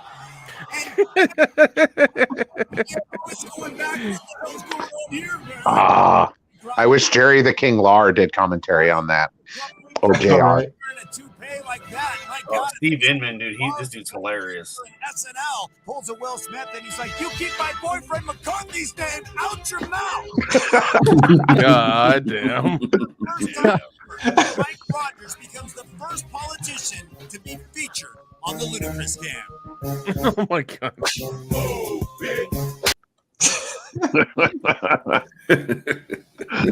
That was excellent. And yeah, they did have the lip syncing one too. I gotta see if I can find that one. That was pretty hilarious as well. God damn it. Holy shit. Could you imagine? These are freaking what we got destroying the country right now. Well, it would have been like the Taiwanese parliament. They get into fist fights all the time. Oh my God, dude. Didn't one guy pull out like one of the short swords as well? I know they've done some crazy shit, man. I wouldn't be surprised if someone pulled out a knife or a blade of some kind. Right. Well, But if you had remember- to fight to get it passed, I think maybe you wouldn't want to try to put BS into the laws, right? Because then, somebody's going to drop dead by getting stabbed. So, Yeah. And remember, Taiwan is not a country. And Yeah. China is at home. Shong. We'll play some Cena later if you want. I did find the Don't other make one. me do it. The lip sync one was great. Hold on. Here we go. Yeah, this was a good one. Son, what does a gopher build? Can you say? Well, who knows? A really rich doctor said you were a bummer, and I think you don't know algebra. No, we're talking science, bud. The science. Is that a tiger? One of your friends promised me I could flick you in your face. Absolutely, you may not do that. Hit him in his cringy snark for real. Cereal name, Cinnamon Toast Crunch. You're like people in the 12th century. You're a formulated He's pickle worse than popper. that. He's a storm cloud. I don't like you, dude. And there's a tiger. That's it. You two guys sent the tiger. I What? did No. not. No. What? I mean- Oh my God. That is reprehensible. Okay, yeah. Okay, Brad? I'm a horrible person. Brad, I'll report you to Nadine. I just want the iPhones to be okay. I brought the tiger. You on the organ now? Hey man, you're gonna pay for dinner. You're gonna pay. No. Oh, facey touchy. That was fantastic. Holy shit. I'm sorry. Yeah, we got to make fun of this stuff at this point. That's the most action the C-SPAN cameraman's gotten. He's like, I need to move the camera. Oh God. Right? Holy shit. You got to love it. Bad lip reading. They don't take sides. They make fun of everybody. Yeah. Which is excellent. I mean, yeah, they need to all be made fun of because this is ridiculous. I mean, you know that McCarthy, he got they said he took $30 million from FTX. So I wonder how he got all those. Yeah. Holy hell. Which again, he's out. That one's out too, isn't he? The Bankman-Fried. Oh yeah. Oh yeah, he somehow made bail and like is out. So yeah, because the whole thing's it's a show. Listen, he's gonna die of a heart attack in the next 6 weeks. Watch. Maybe well, he couldn't spend time in prison without they wouldn't give him his special vegan diet requirements. Oh God, he had to get out. They would have taken him like Kevin Spacey takes. Oh, wait a minute, that's mainly some motivation show. Yep. I'm sure he's ready to say it, so go for it. If he's still there. Say it. Dude, this is insane. This is all insane. Uh, Well, look, guys, I'll vote for whoever can get me more ladyboys from South America. Okay. Well, wait, hold on. Did you dry up Thailand? Is that what happened? Did I what? I said, did you dry up Thailand? They're all Thailand's gone. kind of tapped out. Yeah, they're tapped out. They can only export so many ladyboys a year. So that's not good. That's not good. Yeah, but hey, you know what? I don't know. Should we start making bets on who's going to take out that guy? You think it's going to be the Clintons? You think it's going to be a certain 3-letter agency? UPS. Hey, there's a rash of young guys having heart attacks nowadays, so it'd just be one of those. Yeah. Well, you know the Fauci from the government, they're like this. Oh my God! Get a doctor. Get a hearse. It's dead. Fucking poo. That's great. What's that from? That's hilarious. Wise Guys. I want to do a watch party in that movie. It is on YouTube. So, yeah, no, that movie's a classic. It is so hilarious. I got a bunch of clips of Captain Lou from that. Get an ambulance. Get a hearse. He's fucking. That's great. Oh God. When people what is it? They recently recently released some more JFK stuff, and it's becoming more apparent that apparently the CIA did kill him. Yep. Oh, Yep. yeah, that's almost like no doubt about it. Do you know that Woody Harrelson's father, before he died, he said it multiple times. He was in like a couple of different documentaries. He said that he was one of the shooters. Yep. They said, yeah, he said that he was in. They said they had like the sewer grate, and that he was the one who shot from there because he goes when the head goes back, he goes it's at that angle, so he goes that's not from behind, it's no magic bullet. He goes, that's from below, and he named exactly where he was. And one of the people who was making the documentary, they said it does line up with what he said exactly. Jeez. Which is kind of crazy. But I don't know 100%, but he definitely said that he's made claim to it multiple times. But man. Anytime there are too many questions that are being asked, this is what they also say. Hey, what is this? 20 fucking questions? What the fuck's the matter with? Yeah, that's true. That's true. You know, George Bush Sr. there orchestrating on the ground at the scene. Yeah, you guys know that? They said that there was a photo of him as well. That's what they claim. I don't know. Well, I've seen it. Yeah, it looks like him for sure. He was a CIA director at the time. Yeah. Well, you can. Oh, I'm sorry. Well, they said that he was at the hospital. And that's where they got a couple photos of him outside the hospital. And they said like the way that he carried himself, how he walked, everything like the stills that they had of like him with his hand in his pocket a certain way, that it's exactly like what he's done. And they've had like side by side, and they did the overlays, and it's like interesting. Yeah. If you want to know the history of George H.W. Bush, just watch the YouTube video by Trevor Moore. It's called Kitty History, and it goes through the history of the Bush family. Wow. But it's done with kitties. Jeez. Is that how they got away with it? Yeah, it's done with kitties. Wow. If you ever Not kitties like the kind I like actual cats. Yeah, that's okay, all right. I was like, you're not dressed up creatures. Yeah, I knew what he was saying, but yeah, I know he was saying it as James. Yeah, because it's coming from James Gunn. I was worried. I was like, what do you mean, buddy? Be clear. Be clear. Oh, you just invoked. I'm gonna have to go. It was sounding like I was gonna have to go strike some more channels, guys. Oh my god. Oh, manliness would be happy to know that me and Kevin are having drinks later. Yeah. Oh boy. Yeah. We're gonna crack open a couple cold ones. Yeah, I don't know if you guys saw that before. We did find footage of James Gunn and how he convinced the DC executives to hire him. We got to definitely write a song about how we do not diddle kids. Do not diddle kids. It's no good diddling kids. There is no quicker way for people to think that you are diddling kids than by writing a song about it. You got to write a song that says, "Ooh, I wouldn't do it with anybody younger than my daughter. No little kids, got to be big, older than my wife, younger than my daughter," something like that. Oh, jeez. Damn. Holy shit. I think that was all from that same episode too. The other one that I played of him, how he got his job to finish off Guardians of the Galaxy.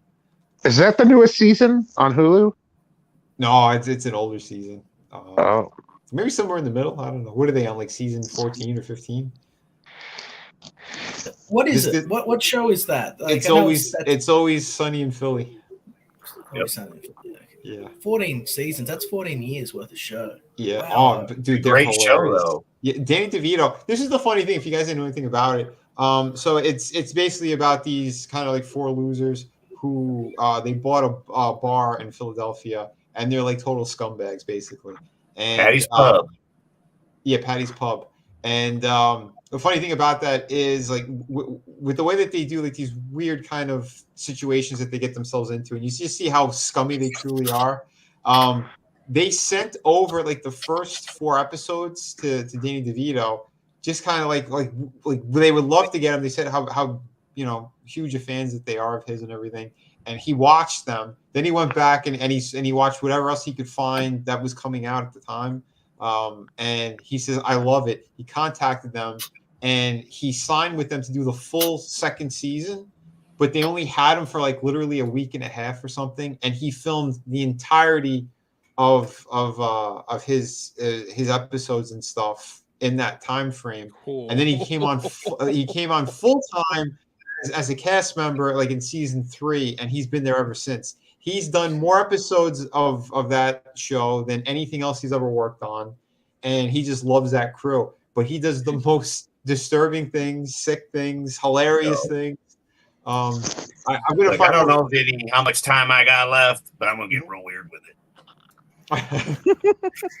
Well, that's basically what he did too. They had a Christmas special, and now this was funny. So they had they threw a whole party, and he goes, "I know people are talking about me." Kind of remind me of somebody. But he goes, "I know people are talking about me, and I want to know what they're saying."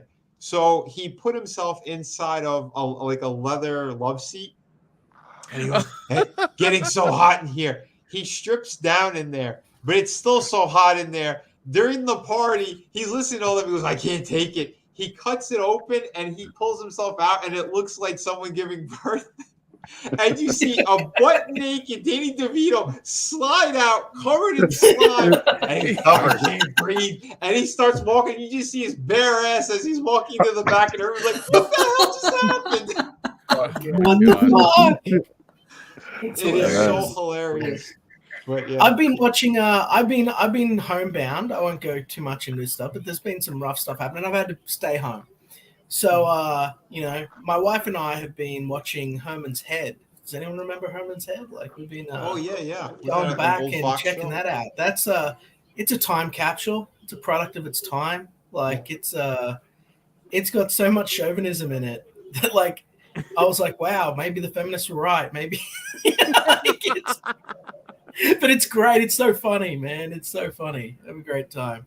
That is hilarious. I like the Being Frank episode where you see everything from Frank's point of view. Yep. Haven't got that one yet. Yeah. It's been a minute since I've seen them. I remember some of the characters that were in his head and stuff too. And that whole line was from Danny DeVito because it was Frank. I don't know. Or my other favorite one from Frank was I don't care. Throw me in the dumpster. I'll be dead. Give a shit. He's got so many good ones. I played another one earlier too. Here's one where he was an art critic. Allow me to destroy your gallery. Bullshit. Bullshit. Derivative. A disgusting animal.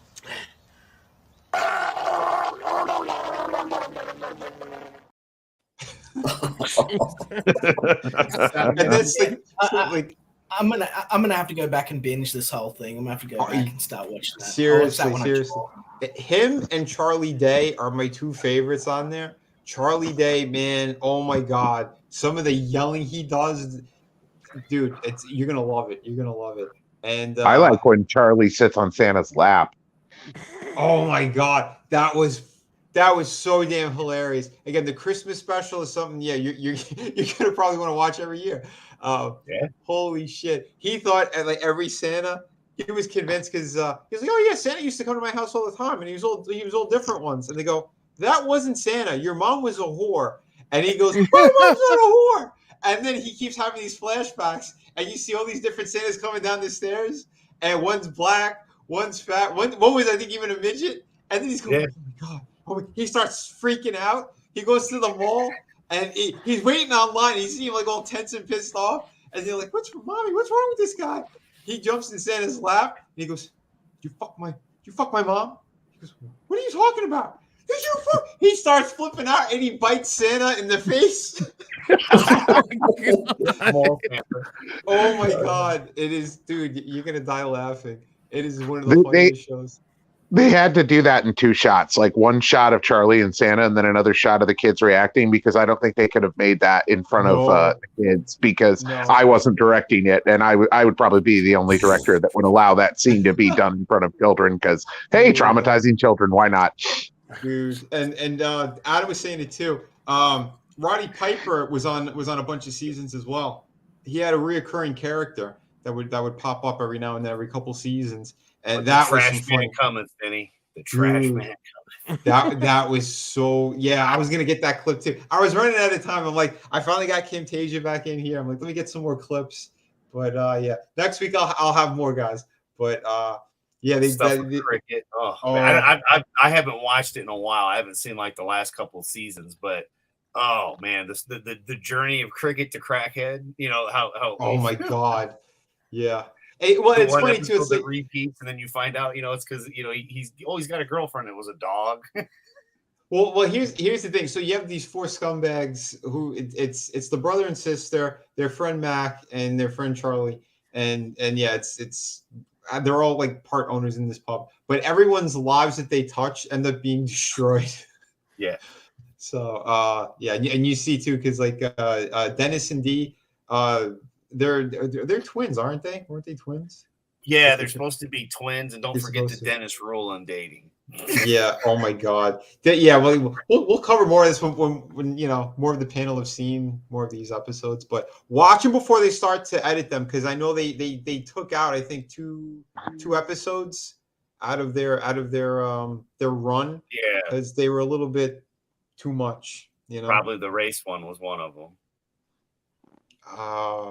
Where they were all bleak. Possibly. I don't. I forgot. I remember hearing about it in passing. But yeah, be careful, because again, I think they're on Hulu, so that's run by Disney, and they only like certain things specifically. Yeah, no, it's crazy stuff. Yeah, no, there's been a lot. There's been a lot. So yeah, it is. It's like Seinfeld on crack. Yeah. That's pretty much. Was it Barry Bonds' record they were trying to break with the beers in the airplane? Oh yeah, dude. Again, there are classic episodes on there that you're gonna want to rewatch because they're so funny. There's even one where they accidentally get hooked on crack, the brother and sister, and they're like, "Oh my god, dude, yeah, it's the time, diaper time."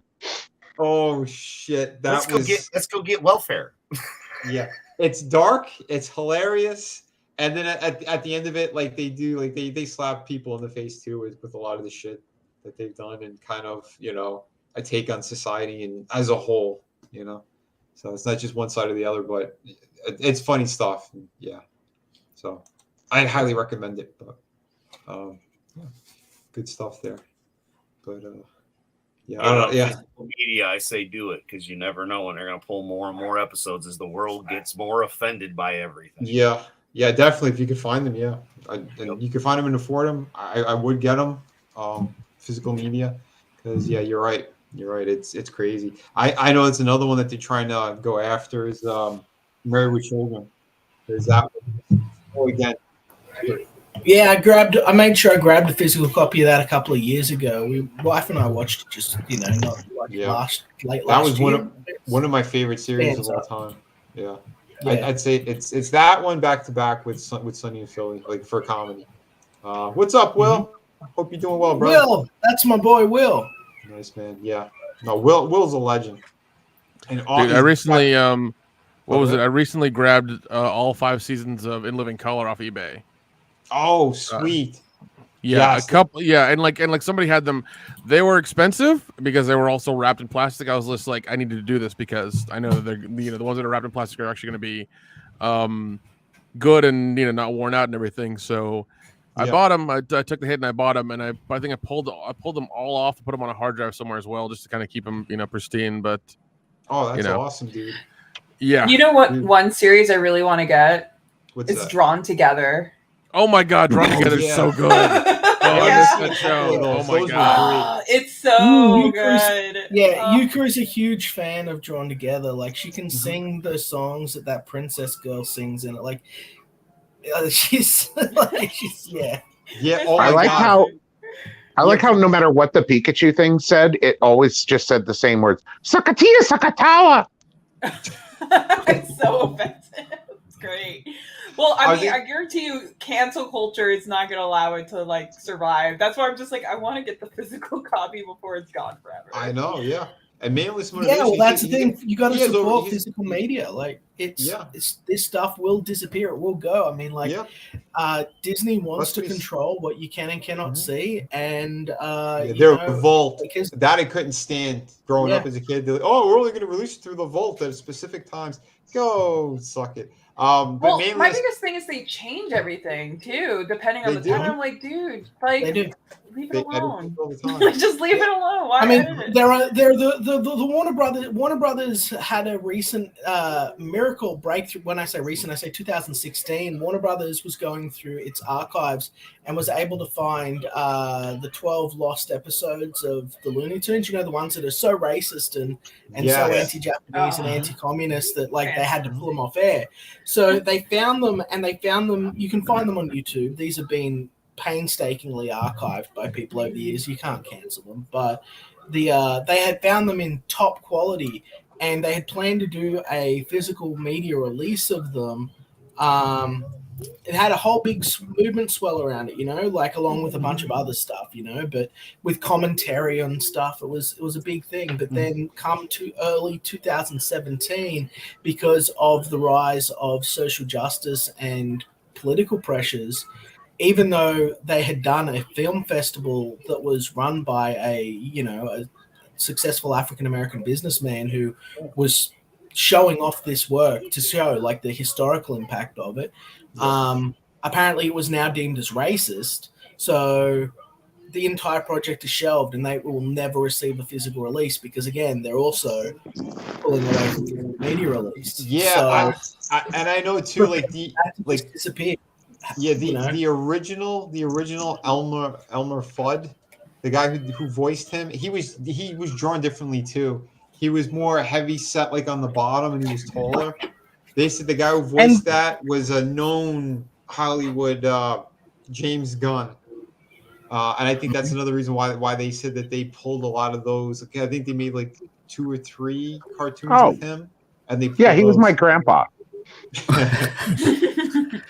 thing about your physical media: make sure your player is not internet accessible, because they can. When you get the updates on like your PlayStation or any of your 4K players or what have you, those updates will censor stuff that you have on. Legit, I'm just getting physical like media. stuff that's DVDs or Blu-ray and call it a day. Like Mission Hill was also like a dope show, or the Oblongs. I mean, oh my God, those are Mission Hill. Oh, the Oblongs. Dude, I grew up with this shit. I actually met the creator for the Oblongs. He was in. Wow. Yeah. Nice. You know what? Very young at the last 3 you said are going on my list. I'm gonna try to find them tonight. Oh my God, dude! Right now, I'm like already so like the interest. Oh, sorry. The interesting thing about the Looney Tunes censorship stuff, right, is like a lot of these ones were done. You'd probably remember some of them if you saw them, but they were jazz orientated, and they're accused of having racist depictions of African Americans. But the animator that worked on them was actually a staunch advocate for the African American struggle, and the actors that all appeared on. The guys that did like those jazz videos were famous San Francisco or Los Angeles, I can't remember, one of the two, like musicians that had worked in the clubs that had come to him and said, like, why are there no African American characters in cartoons? So he made a whole slew of them, and he actually gave them work as the voice actors and modeled the character designs after them. So these were like famous jazz musicians that he knew and was personally friends with. When they start doing that, okay, like I noticed there's a trend of like, oh, this is racist. Like it's almost like gatekeeping topics and shit. Yeah. It's like just because one guy say is white or whatever doesn't mean he doesn't have personal experience, or maybe like has didn't do research or has a friend, you know, like there's a lot of things of like, even with Stephen King, I'm throwing in literature because like this guy, Stephen King, he doesn't know everything. Normally he writes about a white male writer, but like if it has like any particular interest or things like that, like he always does extensive research before he commits to like this and this is happening within a story. Yeah. And it's the same with some other people. I mean, granted, it's a very sensitive topic, which I understand in some regard, but at the same time, I'm just like, you know, if everything's being modeled by actual people and their stories are being told, just y'all need to stop gatekeeping. Like he's actually telling the stories. That is representation. Like I don't even know what to say at that point. Well, I mean, I just these are the people who were on the forefront of speaking for rights. This is 1943. Black Coal and the Seven Dwarves was that it was done, and these are guys that were paid. They came to him because he was their buddy. They were paid for their voice acting roles, but the issue is because of the contract he had with Warner, they weren't credited. But he didn't conceal their involvement. It's just in the credits list, he couldn't list their names. It's like he went on. But that's part of their contract, though. Like, Exactly. That's kind of that's different. Yeah. And it's interesting. You know, it's funny too because a lot of them they scream this stuff from the rooftop, right? You got people like the ones on those cackling hens on The View. Whoopi Goldberg. Now this is hilarious. I have the one of the DVD sets for Tom and Jerry. I love those original cartoons. I thought they were fantastic. Nice. And she does this little intro thing for it, going, "Now you're gonna see things that are a little bit racist, and that was part of the culture, and we can't erase history. We have to accept for what it is," and blah blah blah. Like we scared off James Gunn. We scared off James Gunn. She was defending it, right? She was defending it. Then you fast forward, and she's like, "Okay, well, you had all the photos that got released of her, and the footage too of her doing her and Ted dancing with the blackface that they were doing, and all this other shit when they were together, and all the other racist, horrible things that she said in her stand up and everything." And she's sitting there now going, "Yeah, everybody's racist and F them and blah blah blah." They're hypocrites, and that's what Hollywood does. It's interesting you bring this up because this same segment, it's a small world, isn't it? This exact same segment that you're talking about was originally shot for the box set of the Censored 11 that they were going to reveal. It sounds like they've taken it and slapped it onto the Tom and Jerry DVD. Yeah, that's what it was shot for. I got it I got it maybe 15 years ago or something, like when they first dropped them. I was like, I want to grab that. Because I love those cartoons. You can't find any of this stuff anymore. No. Bro, have you guys ever been so done with shit? I love Whoopi coming out and saying you're about to see some racist stuff. You should understand that it's from another time. Meanwhile, while I appropriate this Jewish name, my real name is Karen Johnson. Yeah. Oh my God. Isn't that hilarious? You know. So she's a Karen and a dick.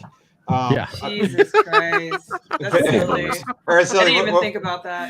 Right? What were you saying, Araceli? Oh, no, you're good. I totally forgot. I mean, granted, I think I was just about to say, I just get so tired of this crap. Like, it's just like, say what you're going to say. Don't be accusatory and call it a day. Just like, God, just get the information you need and then move on. You have to ask yourself, does this person have hatred in their heart? Like, is this a joke? You know, like, are you like, this is one of the reasons I recently did a stream over on my channel called I can't remember. It was about the Flash. It was it's like, you know, Not My Flash or something, right? And it was about Ezra Miller, who, you know, I knew very little about, you know, but I didn't like his depiction of the Flash, and I was looking over the whole thing, and I was looking at news articles for him, right? And because he's a they, the news articles were barely legible. Like, you were constantly thinking, who are they talking about? Are they talking about like? No, I'm serious. So they're like, it's painful because they're referring them with the proper pronouns. I'm like, if the pronoun is they, it makes it so hard. Like, people in the chat were like, who are they talking about? What's going on? People in the comment sections of the tweet that I was reporting on were like, what are they going on about? you might as well just say the person's name instead of using the pronoun they, because otherwise it sounds like they're multiple people.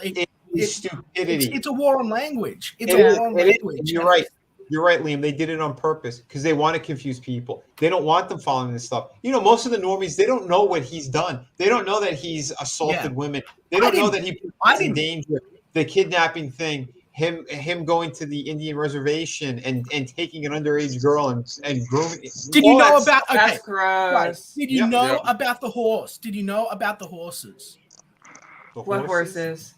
Okay. Oh God! So this, I'm not prepared. I don't know. Okay, go. This is hold on. Can I get Loja ready just in case? Yeah. This is the one that made me just go, "What the heck?" So stoned out of his mind, off his nut, he is hanging out at this horse ranch, right? And he's with one of his fans or whatever, or someone he knows, I don't know, and their daughter, and their underage daughter, mind you. And he's like, she is a star child. You're going to have problems with this one because she is like a higher level of intelligence. Like, you can't put her sexuality into a box. She's going to need someone to guide her like me. And don't worry, hun. I'm going to buy you a horse. I'm going to buy you some horses and a ranch of your own and all of this stuff. And she's feeling really uncomfortable because this guy is skitzing out. Like they said, can you not smoke in our house? And the guy lost his shit and started screaming at her mother. So she's scared, right? So eventually they're able to get rid of this guy, right? Like get rid of him. Like, holy shit, that was a whole bunch of crazy, right? 2 weeks later, out of the fucking blue, door swings open. Ezra motherfucking Miller. But he's not dressed as the Flash. He's dressed as a motherfucking cowboy. Right? Ram Ranch time. What the fuck? What the fuck? You know, You're like, to brand your daughter. I can't, guys. Like, oh my God, yeah. And that's enough of the story. But like, yeah, just like imagine telling someone like, no, yelling at him, get the fuck out of my house, go away. And he's telling you that you've got a prophesied star child, and the kid's like, please leave me alone. Hold on, because the whole thing I remember it was when they went. It was Mark Ruffalo, him, and somebody else. They went to the Indian reservations. They're talking about the fracking stuff and the oil and all this, and trying to boycott it. And it was after that. It was pretty recently. Right.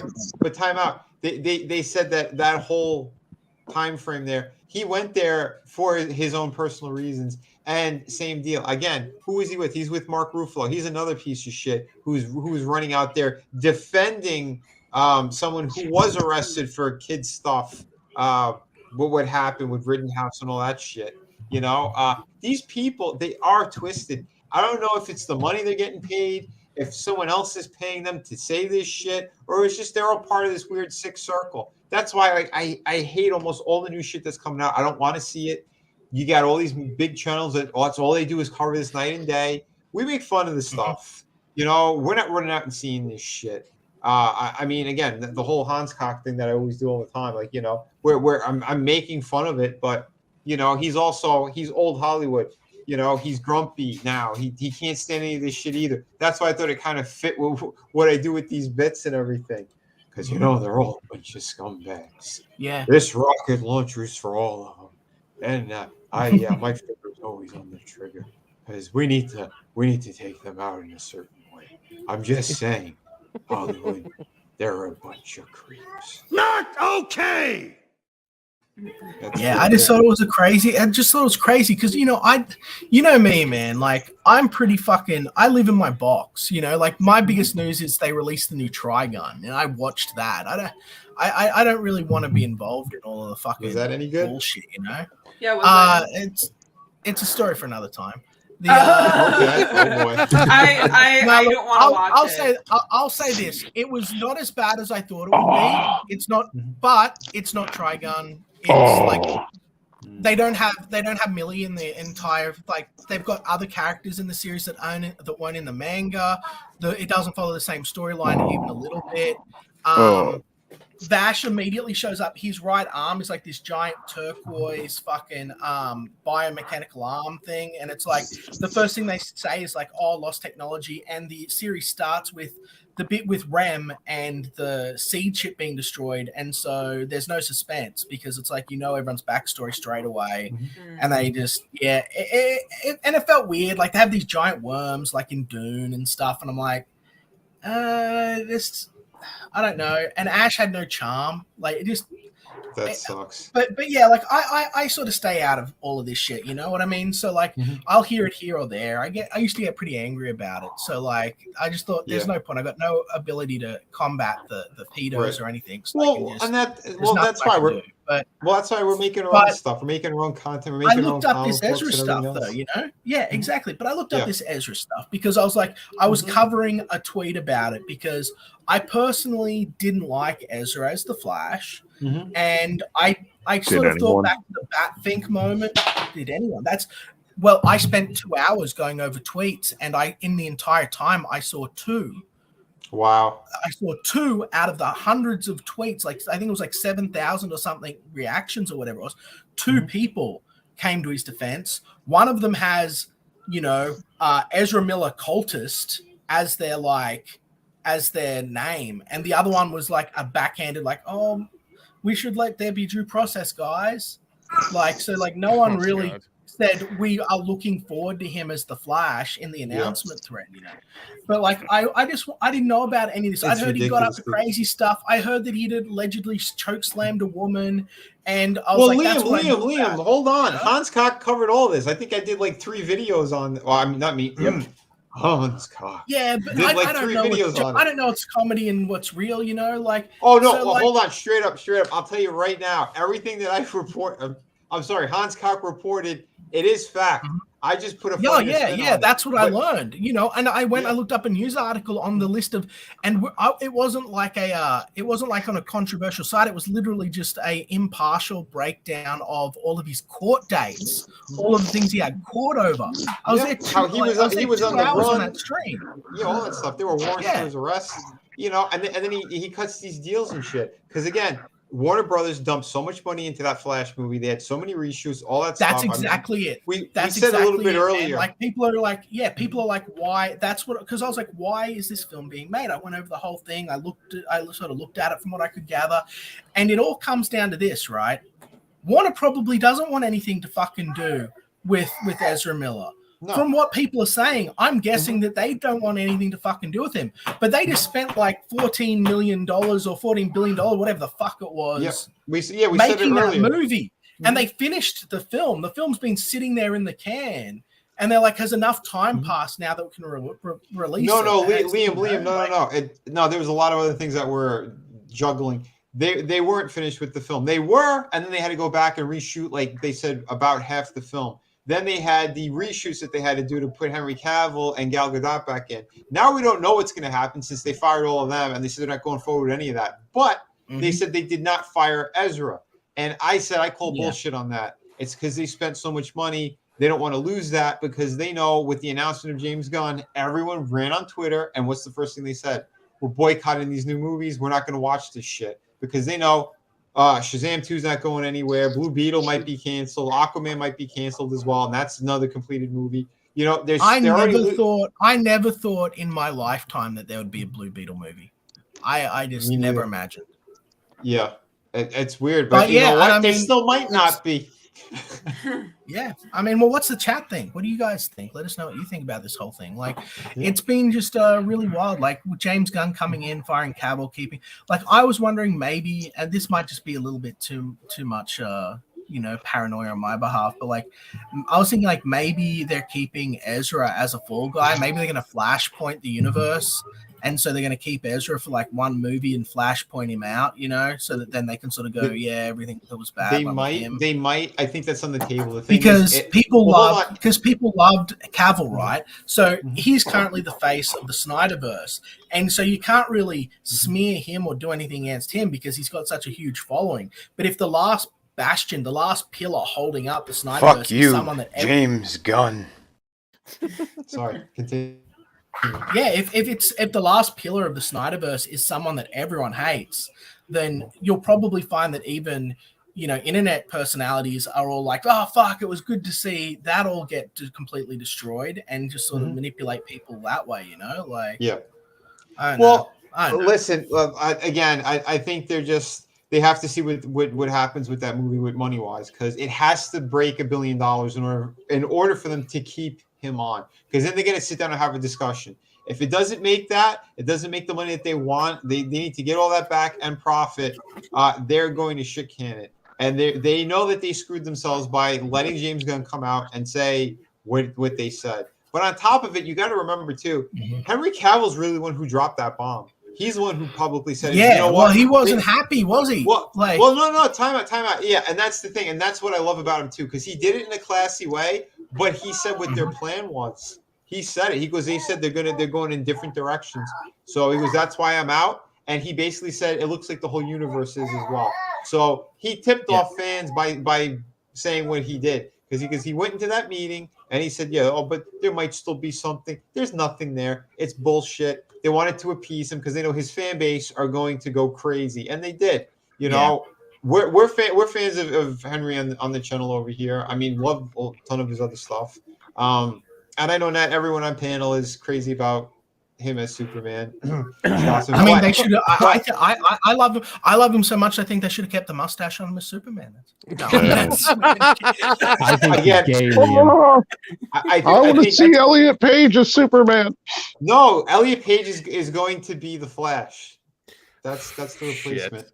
We know she's going to be the Gash. I thought she already got her her wang installed. Oh, imagine being Cavill. Is that even possible?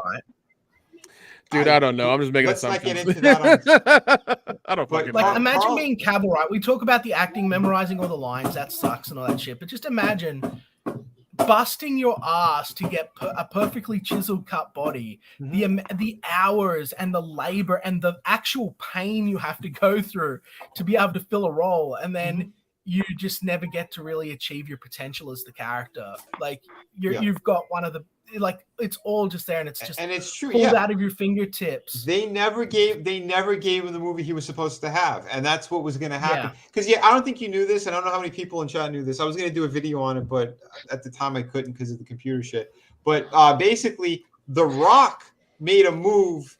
He was supposed to be the one who took over that James Gunn spot at DC. He was boasting and bragging what he was going to do, the directions they were going to go in, all that stuff. His movie had to bust $1 billion. He told them that it would, and it did not. That's why they fired him. They literally fired him, I think, 3 days after the movie's release, after that weekend, because they were so infuriated, and they put James Gunn in there. And that same Monday, you know what else they did? They put they announced it on Amazon and everything. You're right over there. They announced it on Amazon that they did a special 2-pack movie, Man of Steel, which is the first one kind of in the Snyderverse, and the last one, Black Adam, together as like a 2-pack movie deal to say, fuck you, we're done. We're closing this up. They did it to mock them because The Rock was asking for more things. He was demanding more shit. He was becoming that prima donna thing because he goes, I'm going to save this. And he goes, we're bringing Henry back. That's why he fought to have Henry in there. He postponed his movie by 6 years. You know that? The Black Adam movie was supposed to come out 6 years ago. And he postponed it. Wow. He postponed it because he said he wants Henry in there no matter what. He signed with him and his wife and their agency. He was representing him, and he wanted to make sure. He goes, no, we're going to fix this. And you know what? Had it done the money it was supposed to do, he would have been in charge. And they would have continued the path that they were going to go into because, all right, the characters are established. Now we're going to make Superman hopeful. We're going to get closer to the comics. We're going to have these big epic moments, and we're going to have, since we have overpowered characters, now they need overpowered villains. He was going to go in the direction that the fans wanted, and it didn't happen. Why? Because The Rock came out and he said political stuff. He talked about how he was siding with Biden, and then some of the Hollywood stuff that was coming out too. Some of the circles he was running in, and people went, "We're done with you." So Oh man, I love The Rock. I don't want him to like Biden. I understand that feeling. Yeah. Scotsman's got a boot. Oh shit! All right. Yeah, Scotsman. Yeah, I got to take off. I appreciate you having me on, Vinny. Thank you very much. To the chat and to everyone, Happy New Year. I hope this year starts out great and continues to be great. And just follow me everywhere at Scotsman TV. And I hope to see you out there. Awesome, brother. Thank you for being on. And yeah, we look forward to having you on more as well. You know, you're love you, great dude. people. Miss you. Catch up more often. Like, hang around more often, dude. Miss you. Take care. Thank you. Dude, absolutely. Have a great night. Nice. And yeah, I mean, I'm gay for I got it Scotsman, up. guys. I'm gay for Scotsman. Yeah, well, he was a colorist on your book, brother. So yeah, I know. Really good again, guy. that Really that good guy. awesome, Really talented. super talented, and just a really, really kind person too. But Carl, he says that yes, he wants to see Blue Beetle. And again, Miguel from Cobra Kai is playing him, so you know, they leaked some photos. It looked pretty decent. It's a more modern take, but don't know if it's ever going to be released now. So it's crazy, man. But yeah, I need to go yell at Yuka. I'll be back in a minute. Okay. Well, what they're gonna do is they're gonna cancel Blue Beetle, starring Homeboy, and they're gonna hire an Amish woman and call it Blue Bonnet. Oh God. Truth. You're not wrong, but yeah, there's no hope for any of that stuff. Wait, no, hold on. Are they doing that because the Amish aren't represented enough in media? Is that why? Yeah, that's right. Yeah. Have they been protesting and tweeting from like one computer or something? Oh, I don't know. Yeah, but the SJWs actually really don't like it when you attack the Amish. Just like they're like, oh, leave Muslims alone if they want to, bury women up to their neck in the sand and kick their heads in with every guy in the village when they commit adultery. That's just cultural differences. But when the Amish tar and feather their women who even look at another guy funny that they're not married to, that's just cultural differences. They're defensive about them too. It's weird. Dude, this is all weird, and I'm sure on the next superhero it'll be Amish, handicapable, midget. I don't know. They're gonna do something stupid because that's the direction they're going. What was it? They put a character in the wheelchair on one of the new Star Trek shows. I was like, the fuck is wrong with you? Give them some sort of spine implant and have them walk again. Be done with it. Yeah. And when there was a kid. Oh, sorry. No, I was going to say, because it's the future. They got all this great technology, but yet, I don't know. Go ahead.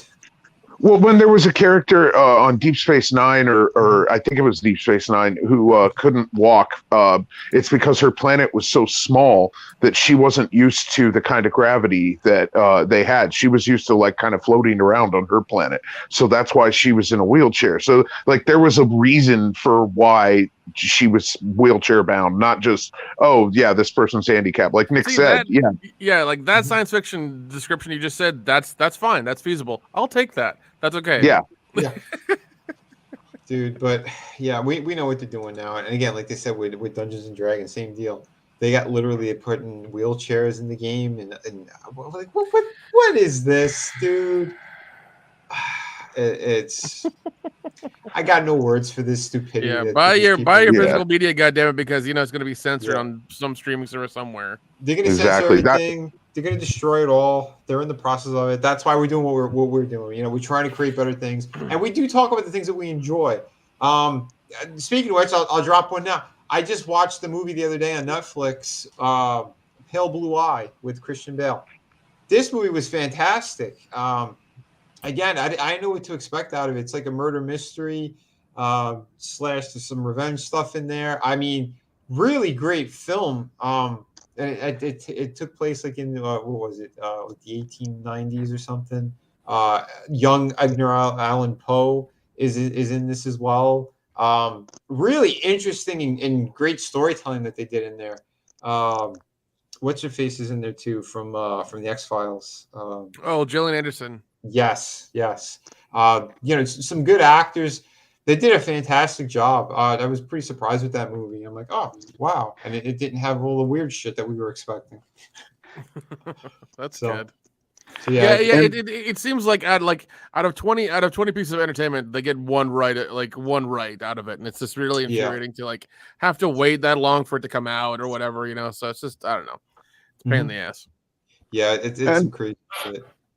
just back to the D&D thing real quick. I get you're trying to change the subject, but just think about like those kids that grew up playing D&D who were in wheelchairs, and like playing that role playing game and being a 6'7", 300-pound solid muscle barbarian, lopping off goblins and orcs' heads and getting the hot chick at the end of the game. Like that was their escape from the cold, harsh reality of the fact that their freaking legs didn't work. And now you want to throw that into the game? You want to take this escapist game that's entertainment and put cold, hard realities into it? Yeah. F you. It's F not you just that. It's also taking That's away a the ideal, the thing to reach for, the thing that we struggle to be like. You take away those, you're average with everyone Absolutely. But again, great points. I mean, it's not so much changing the subject or anything. No. We could stand some of that. But yeah, Nelson, dude, you're 100% right on that. Same with the Dega. That's what they're doing. I mean, again, a lot of these kids, why do you think if you're handicapped or something, whatever, a lot of them love games. They love storytelling. They love being more creative because what they can't do physically, they're doing with their minds. They're getting into these worlds. They could be anything that they want. And Dega said it too. It's an ideal to strive for as well. And I've seen in some of these conventions and stuff, and I know people who they've had some difficulties, and the superhero stuff helped them overcome it. I know there's a couple of them that they were very sick and weakly and everything, and they started working out and they started feeling better and they got healthier. They were eating right, because they were looking up to those like a lot of us who grew up in the 80s and stuff too, or 70s and 80s. We see these characters on screen that we want to be like. Your action heroes. They're tough, they're strong, whatever. And same thing with the comic books and other, different storytelling aspects, different media that's out there. You're looking up to these characters. You're not, look at people in a lot of messed up areas and broken homes. They have no father figures. There's no one to really look up to. But the ones who usually get themselves out of those horrible situations, there is someone that they are looking up to that they did it the right way. You could go to school. You could do this. You don't have to be, doing criminal activities and all this stuff. Like, there's so many different things that are out there. But again, to take that away or to change that to be like, no, we need to be more inclusive. So what's next? We're going to have crackheads that are going to be in D&D as well, because that's the majority of what they're trying to do with America. Fentanyl, we can put that in the game as well. Like, they make no sense whatsoever. Is it going to be a disease that makes the orcs, get sick? So they got to start taking special orc shots? I mean, yeah. How far are they going to go with this? Orc suddenly. Right.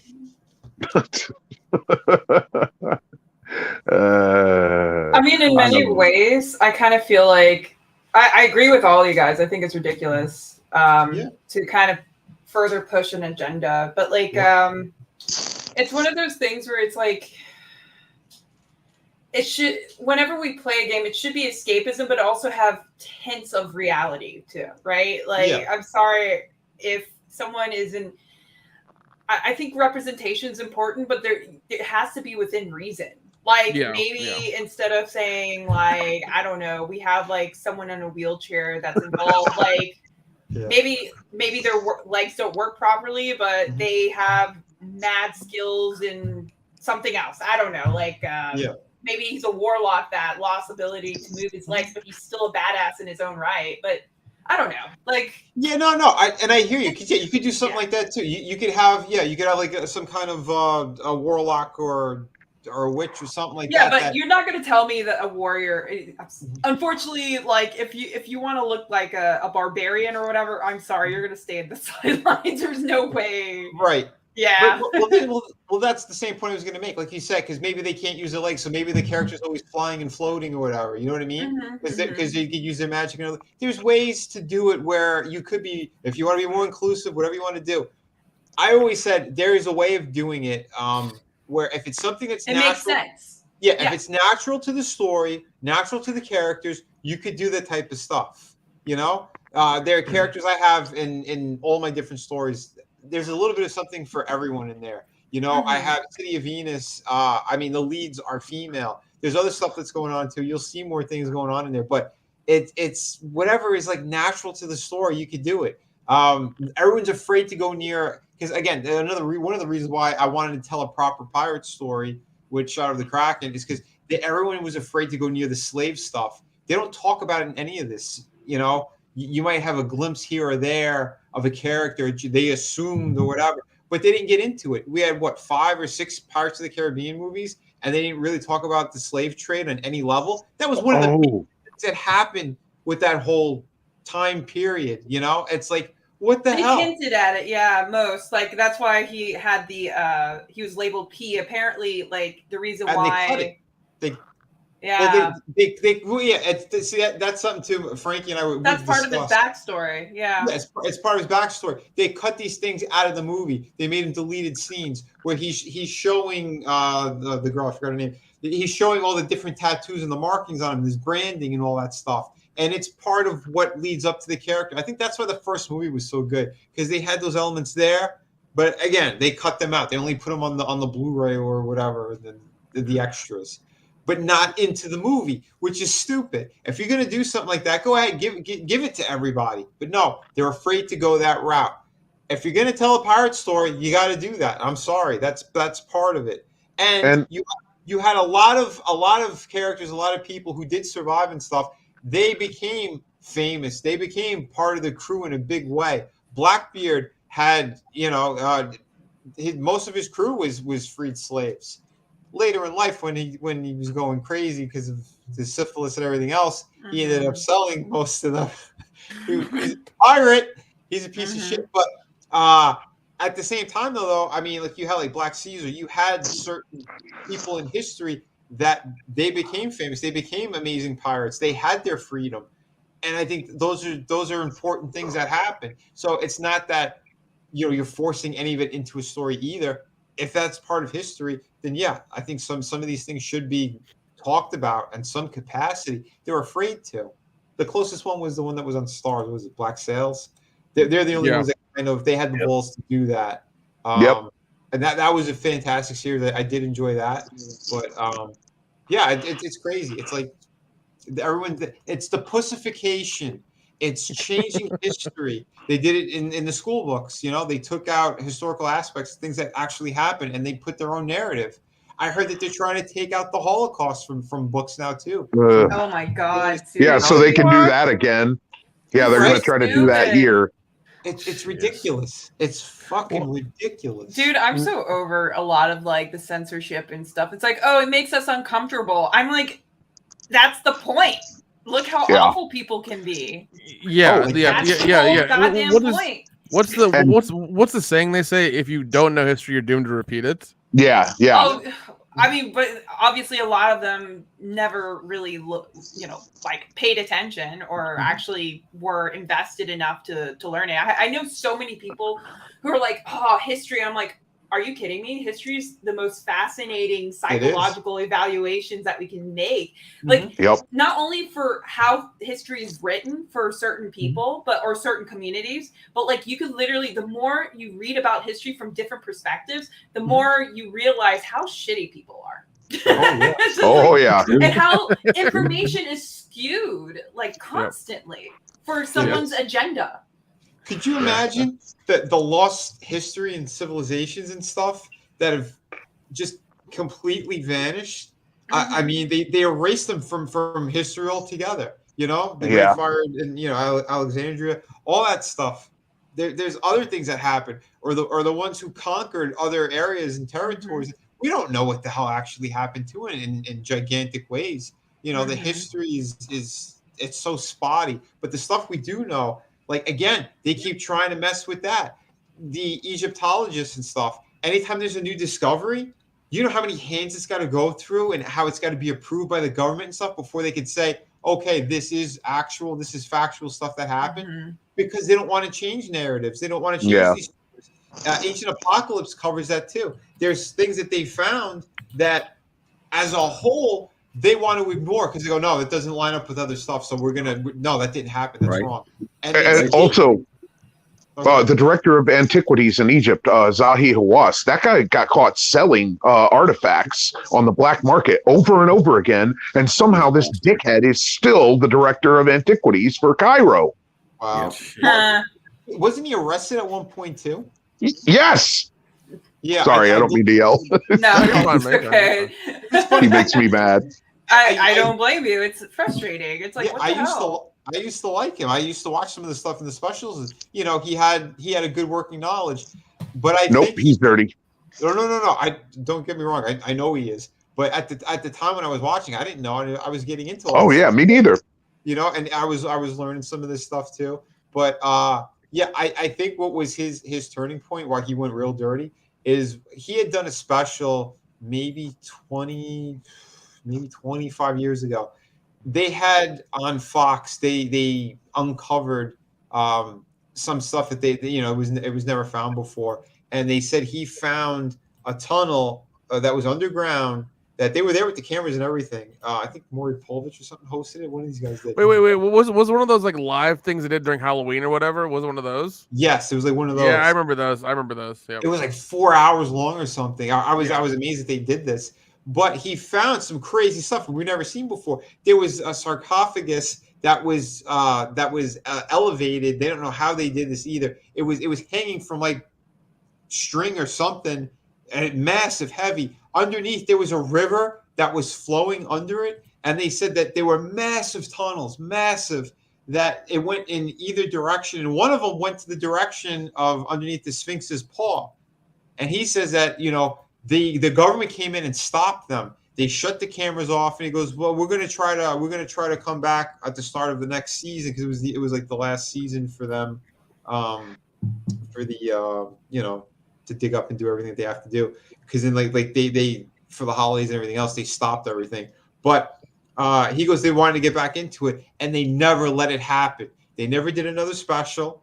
He disappeared for a while as well. And I think that was his breaking point as well, because they could have discovered other things. We don't know what the hell was there, because it's rumored to be there's extra things that were hidden underneath the Sphinx's paw that they didn't want the world to know.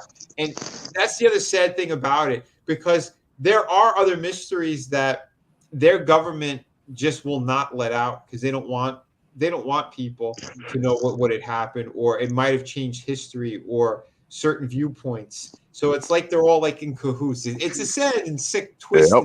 It really is. But I think that's when he started going bad. I think that's when he started stealing shit and selling it on the black market. He's like, "Fuck these people." Yeah.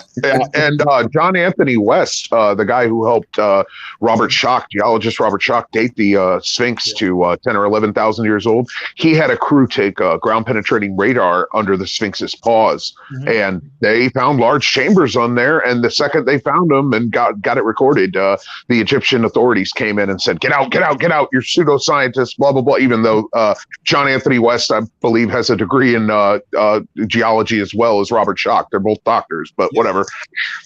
It's crazy, man. Yeah, that's just crazy when they have like, because I've heard this too growing up, where like there's something there, but like it just seems that nobody wants to acknowledge it or dig it up or look what's inside there, because either they already know what it is and they're afraid of letting it out, or they don't know what it is and they're still afraid of letting it out. So yeah, probably a combo of both. Yeah, and Edgar Casey predicted that there was a hall of records underneath the Sphinx's paw back in the 40s or 50s or something. Oh yeah, the guy who was self-hypnotized. Yeah. Yeah. The sleeping prophet, Edgar Casey. Yep. I remember hearing about him.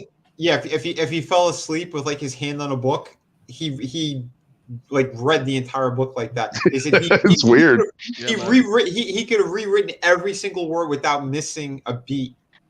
It's amazing. It's amazing. And that's the Rockefellers and all these people over here. They went to him for nefarious reasons to find out where all the oil was, and he pinpointed all of them. And he says he stopped doing that because he goes, these people, they are getting rich off of his abilities. He goes, and that's not what he was doing this for. His story is interesting. If you ever look it up, Edgar Casey, there's a couple of specials. I think YouTube, Rumble, there's a few places that have it. Liam knows a lot about him too. If he comes back, we might bring it up for him for a minute. But I know he's working right now with Yuka, so he might not come back. But yeah, no, it's really, really interesting. And he made so many predictions, and they said he was like 85% accurate on like all of them. The big moments, he nailed all of them. That's crazy. Yeah, he was a badass. Yeah, it's something else. And it's like every time he used it too, like he would get sicker and sicker. That's why he tried to hold back on it, but near the end, he was just like he was doing readings for people in such a crazy way. Yeah, it's kind of crazy all around. Yeah, man. Dude had a purpose for sure, and he wanted to make sure it got done. Yeah, because I think he had like a near-death experience too as a kid, if I remember correctly, and he said he was visited. He was told things. You want to get spiritual, religious, whatever. To But each yeah. their existence their own. So it's like if that's what he believes in, that's what he believes in, right? Yeah. No, I'm not knocking any of it. I mean, again, there's people on panel too that including myself. I believe there's something else out there. There's a higher thing. I don't believe in man. I think man is flawed. That's why most of the church and shit is so evil and corrupt. But I do believe in other stuff for sure. And yeah, I don't know. Later on, starfish. I just kind of like just suck in everything and then just kind of filter it out and see what stays. Yeah, right. Channel my inner starfish. I don't. I agree. It's one of those things where I like the idea of spirituality, but I have no idea what's happening half the time. So I'm just like, what's gonna happen? Yeah. It's gonna happen. Well, what is it? It's like what they said in Assassin's Creed all the time: question everything. Yes, yeah. I mean, exactly. That's kind of where it's like I'm always been very inquisitive, so I feel you on that. It's like I don't know, but here we are. It is something else for sure. But hey, we were running for a bit, and this was going to be a shorter one, so maybe we'll start going around the horn and seeing what everybody's what they got cooking. We'll go ladies first. So. Okay, cool. Let the good folks know if there's anything you want them to know, where to find you or whatnot, or just what you're working on. Well, hey guys, I'm Araceli. I'm a CG artist based in Vancouver for now. I work in film, so I've worked on some Disney Plus shows, and now I'm going to be working on a film that will release August 4th. So. Sweet. Yeah, more details on that when the trailers come out. We're going to see how this goes. And it's a great project too. Yeah, I'm excited about that. And I'm also working on some personal stuff, but we'll see how that goes. It just kind of depends on time and scheduling on my part, which is something I'm definitely working on for myself this year. Excellent. Yeah, no, that's going to be awesome. But yeah, thank you for being on here. And again, Happy New Year. And I hope that it's going to keep going in a better direction for sure. Oh, same here. I'm tired. Right. Adam, my friend, let the good folks know. Oh, you're muted. You got to unmute. We can't hear anything. We can't hear you. You're muted. Yeah, that's the whole point. I don't have much to say other than it was a blast, man. I'll be with all the usual places where we are with ETEP and with Monotony and yourself and me and yeah, man. But check the Twitters. Check out Pacific 414 Mike. He's a good dude. He does some sport podcasts. Again, I was on his show earlier. Been doing that quite a few different Sundays when I've got the time doing this stuff with you guys too. So, but again, thank you so much. Happy New Year. So far, we're 8 days in? It's not so bad. It's been pretty good so far. It's a good start, so I'll take it. Nice, man. Hell yeah, dude. And yeah, thank you for being on as well. And yeah, of course, we're going to be doing a lot more hanging out all over the place. But we're going to get more work done too. Hopefully, March works out and Mr. Utam and I will be at Horror Hound together. So Jesus, man, I fucking hope so. I really do. I do too, brother. Dude, I would love to. I got to see where I'm at. Money-wise and everything too, and if we make that happen, because all you guys are awesome, and again, getting to know everybody too over the last couple of years, it's been a blast. But here's another fantastic person and another good friend. I'm happy to know. Hey, we got our doc here, a Dega Outlaw. Yeah, well, always thanks for having me on. I'm getting very close to having that hardcover for the Blood Witch, and the new cover is just amazing. I'm going to get rid of the paperback, so I'll still have the 5 books on. Plus, we're going to start adding some more on Amazon. I'm looking to see if we can get them into Nook, so you can order from Barnes and Noble if you don't like Amazon. So it's all coming around. But something, because you were on an interesting topic, and I know we don't have time to do anything, but Vinny, check your Twitter. I sent you an image because this is stuff that's right up my alley, and I kept quiet so you guys could share your thoughts on it. Whenever you want to do like a full episode too, man, I would love to. I'm into all of it. Anytime. I mean, that's what I do on Loki's channel all the time. But no, if you can grab that image and show people, what this is something that I found out in the middle of nowhere in a volcanic area. This is a volcanic rock from a volcano that was last active anywhere from 7,000 to 10,000 years ago. Wow. And on that rock, you can see where a metal drill or screw was embedded in it before the lava cooled down. So for anyone to say that there wasn't an advanced civilization back then, I have proof in my hand right now, and you're looking at it, that they are liars. Dude, that is incredible. That's crazy. Blow my mind. Yep. Holy hell. Yep. Could I ask like roughly the area that you found this? Chocolate Mountains. Oh wow. Holy crap, man. Yeah, history, like I said, there's so much lost history, and I am curious to see and know more. I hope more things get on Earth for sure, and they get taken seriously, because this is something else, brother. Holy hell. Yep. Wow. Yep. Well, dude, the Sumerian kings list goes back 250,000 years, just saying. That is true too. Yeah. Wow, dude, that is incredible. Oh, and funny coincidence, 250,000 years ago, modern day Homo sapien came into play. Isn't that a weird coincidence? Isn't that special? I'll shut up. I'll save it for me and Adam's stream when we finally do a paranormal stream. Did somebody say Homo sapien? He's looking at you, Shia. That's right. That little shit. Oh, by the way, I did call him an idiotic fuck. For those who didn't know, officially. Look it up. I slapped the shit out of him. And then shove this rocket where the sun don't shine. Ow. Oh shit.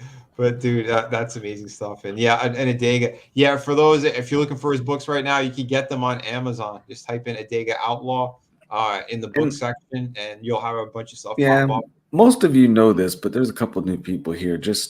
I've hung out with some good people, and again, I brought this up, and it's a big deal to me, and it may cloy to some of you because I've said it so many times, but I'm kind of buddies with Joe Malozzi. If you guys know him, he's basically the Stargate guy. Did all of them. Holy shit! Started season 4 with Stargate Stargate SG-1, and then went through. He was the one who did Dark Matter. Utopia Falls. This is all his stuff. He's read, and he says my stuff is outstanding. This is the guy who makes bigwig stuff, and there's some other people too. But just to let you know, if you want sci-fi or you want fantasy, and you know it has a stamp of approval, it's there for you. I'm a huge Stargate mark. Fucking huge. Yep. It's same here, Nick. I love that shit. Oh yeah. It is incredible. I gotta say, awesome. Yeah, dude. Yeah, I dig it, dude. Oh, I'm sorry. Go ahead. Well, for my birthday, the girlfriend got me every season of Stargate SG-1 on DVD, and she found it for $45 on eBay. Oh, the giant box with the get on the front of it. Yeah, all of it, every season. I had season 1 and 2, and she found the rest for $45 on eBay. He came onto one of my live streams when I did a book release last summer. So there was 3 live streams. You go to the third of the 3, and he's on there, and he talks a lot of Stargate stuff because people were picking his brain about it. But you can hear what he says about my stuff there too. He's just a super guy, very approachable. That is awesome. I know you told me that you passed over some of my stuff over to him. Yep. Yeah, dude. Yeah, looking forward to hearing from, or I hope he enjoys it. Excellent stuff here. Yeah, for sure. Hold on, I want to drop this link out there for people too. Hold on. We also got if you haven't yet, go follow Nelson as well. His name's Neil. Nelson, the psychopath we have here on panel. Fantastic, talented individual. But I just want to make sure I'll give you time to talk about it as well. But I just want to make sure people see the link as well. Jump on that. Keely Chow's dropping some awesome links as well. Also for Joe's YouTube channel. Thank you, brother. Thank you, Felix, too, for dropping links all night. I do appreciate that. But thanks, man. Oh, of course, man. And yeah, and Adig, anything else you wanted to say? Or Nah, I'm good. You guys are awesome and always a pleasure to be here. Sure, man. But yeah, let me know whatever day you want to talk about more of the Egyptian stuff and historical things. I would love to do a full stream about that. Yeah, sure. Absolutely, man. We'll bring more seats. Yeah, and speaking of which, I know someone else who loves that stuff, and that is Nelson. We went over on his channel not too long ago and started talking about some alien things and some other interesting stuff along those lines. But go ahead, brother. Let them know where they could find you and anything else you want to say. Yeah. This is actually a picture of a custom tattoo I did on a guy. And yeah, it's an angel and a demon talking into his ear. So that's actually some of my work right there. He was a tough dude. He handled this entire thing in like 2 or 3 sessions. But yeah, I'm a tattoo artist. I do paintings. I do drawings, portraits, charcoal. I do it all. I even do sculptures. You can get a guinea pig sculpture made if you want. You can contact me on Facebook with the link Vinny provided. If you're ever in Northern Indiana and you want a tattoo, oh shit, thanks, man. Yeah, that's some of my work too. If you're ever in, Adam's going to be getting some tattoos soon, and then not this week because Trina's got a live stream this Thursday that I'm sure most of the people here were invited to, and then but maybe next Thursday I'm gonna have to talk to Adam about it because he's gotta host it because his computer can handle it, my laptop can't. But yeah, we're gonna try to have a paranormal stream next Thursday. No promises. We're gonna try. I gotta talk to Adam privately about it. Cool. Sorry, Adam. Not trying to put you on the spot, buddy. Yeah, we're just with this upcoming week we got Trina. And then so more likely next week. Yeah, I believe I'm correct. I believe Trina is on Wednesday. Oh, that's Wednesday? Oh shit! All right. Well, I gotta check the message she sent me on Twitter then. Yeah, we're all gonna double check. She was supposed to be on tonight, but she wasn't feeling well. So, but she did pop up in the chat earlier, so that was nice of her. And yeah, we're wishing her well for sure. Her, Tina, Tommy, Draven. I know he's been working crazy hours. That's why. Our resident vampire was not on tonight because of that. But yeah, no, it's nuts. But yeah, dude, I'm looking forward to all that stuff. And yeah, this week should be pretty good amount of fun. I'm sorry, what was that? Yep. Oh, well, I was just telling the people, if you want obviously I know most of the people listening aren't going to be able to come, and thanks Jesus, aren't going to be able to come into Northern Indiana and get a tattoo from me like the Chicagoland area. But if you would like a piece drawn, painted, or sculpted and mailed to you, I can do that. And Tommy from the Guinea Pig Collective and Vinny, they can vouch for me, and Adam can vouch for me that I'm not going to screw anybody over. You'll get what you pay for, and yeah. So just hit me up. Let me know. But thank you for having me on the stream, and you can find me at Twitter at Nelson the Gent. Yeah, man, dude. Yeah, and you are fantastic. Like I said, you're a great dude. Artwork is amazing too. I love all this stuff. Thank you. That's a custom piece too. I did for a dude named Alex. So good guy. Excellent, brother, man. Nice. I know there's something in the works too, coming soon with Adam, myself, and you regarding some ink. So that's going to be killer.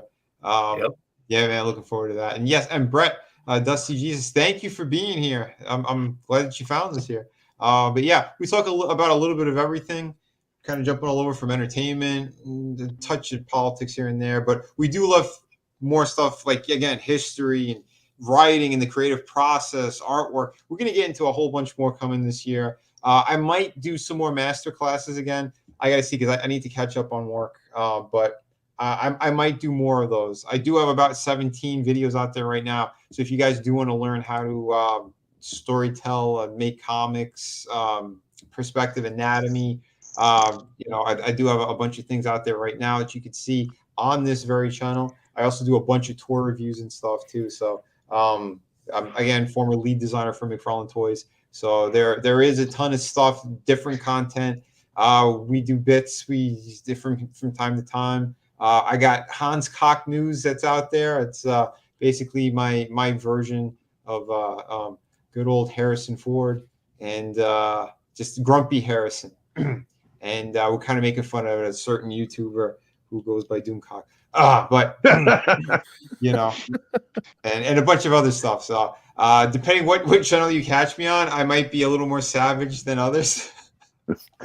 Because I don't tolerate like nonsense in the hypocrisy that a lot of these so-called YouTubers that they look too much assholes for clout and everything else, and then they go ahead and throw all their money at all this shit that they claim that they hate. It's hypocrisy. It's nonsense.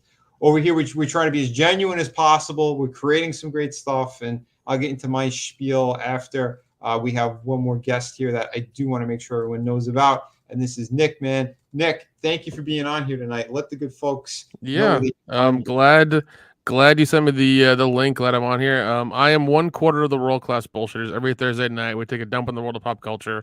Come over to the world class bullshitters YouTube channel and check us out. We got videos throughout the week. We have a couple of live streams. I think Jeff just started the High Council again, or whatever we're doing on Wednesdays. I forget what it's called. It's brand new. We're doing that again.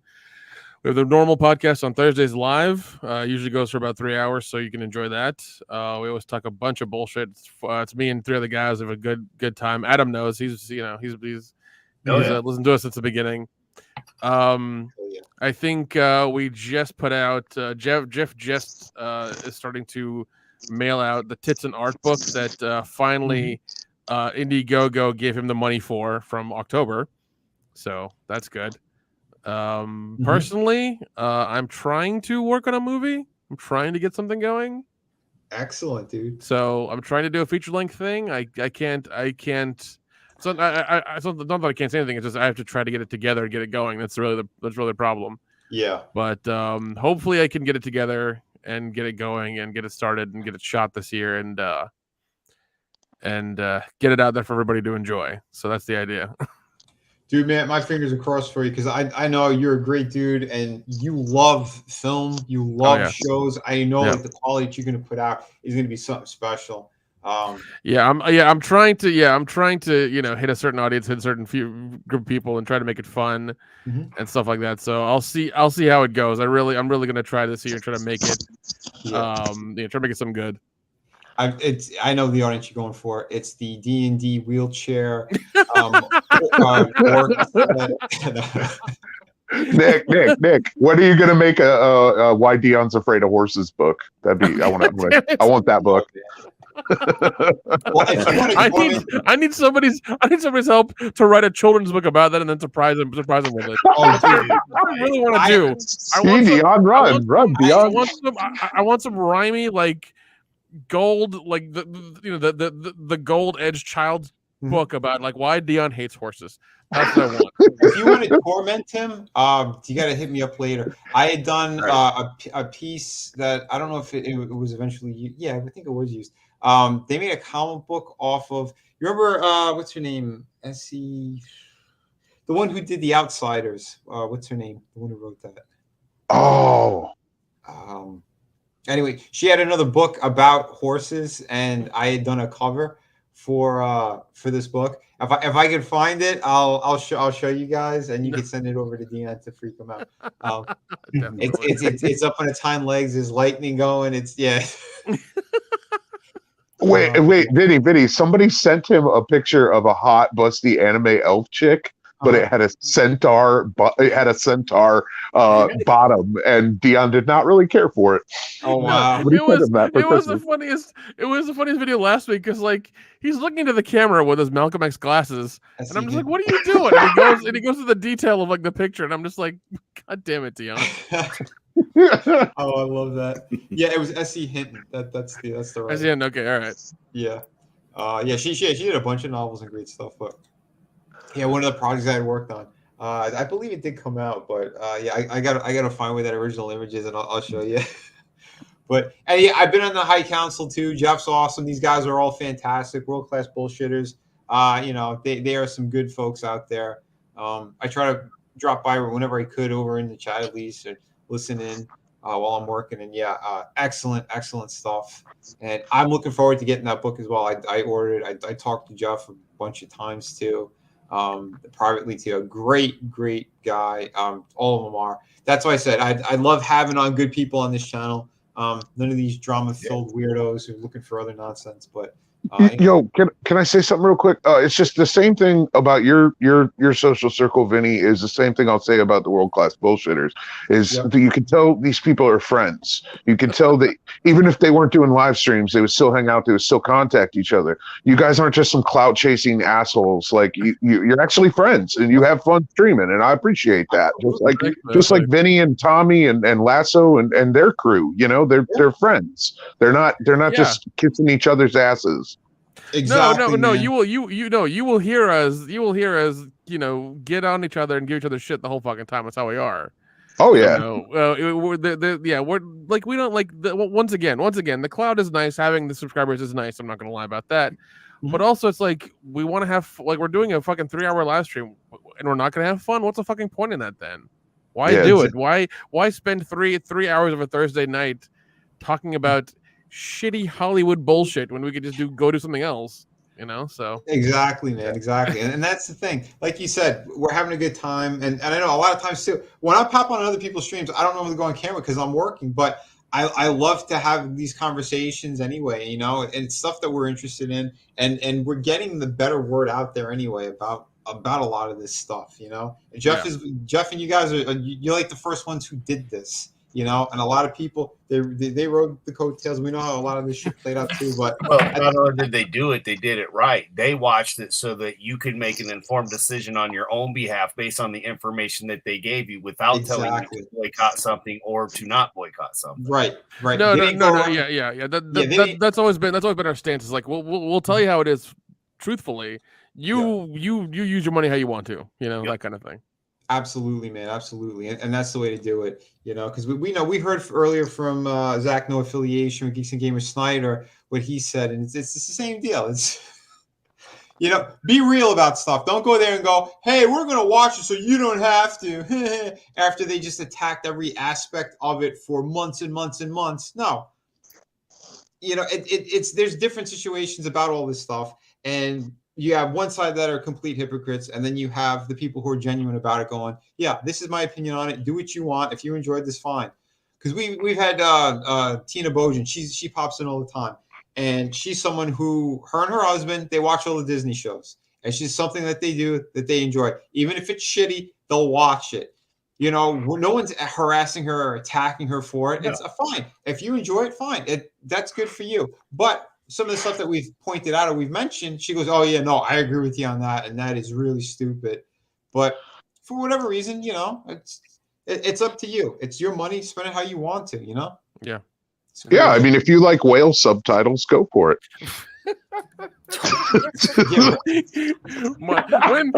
when Jeff said that, I couldn't I had to hear him say it again slowly. I was like, you're fucking kidding me. Oh, dude, yeah, I heard that and I about pissed myself laughing, dude. I couldn't fucking believe it.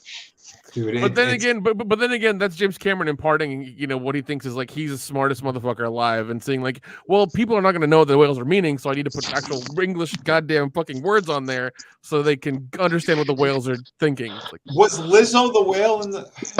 Yes, yes, one of the whales was named Lizzo.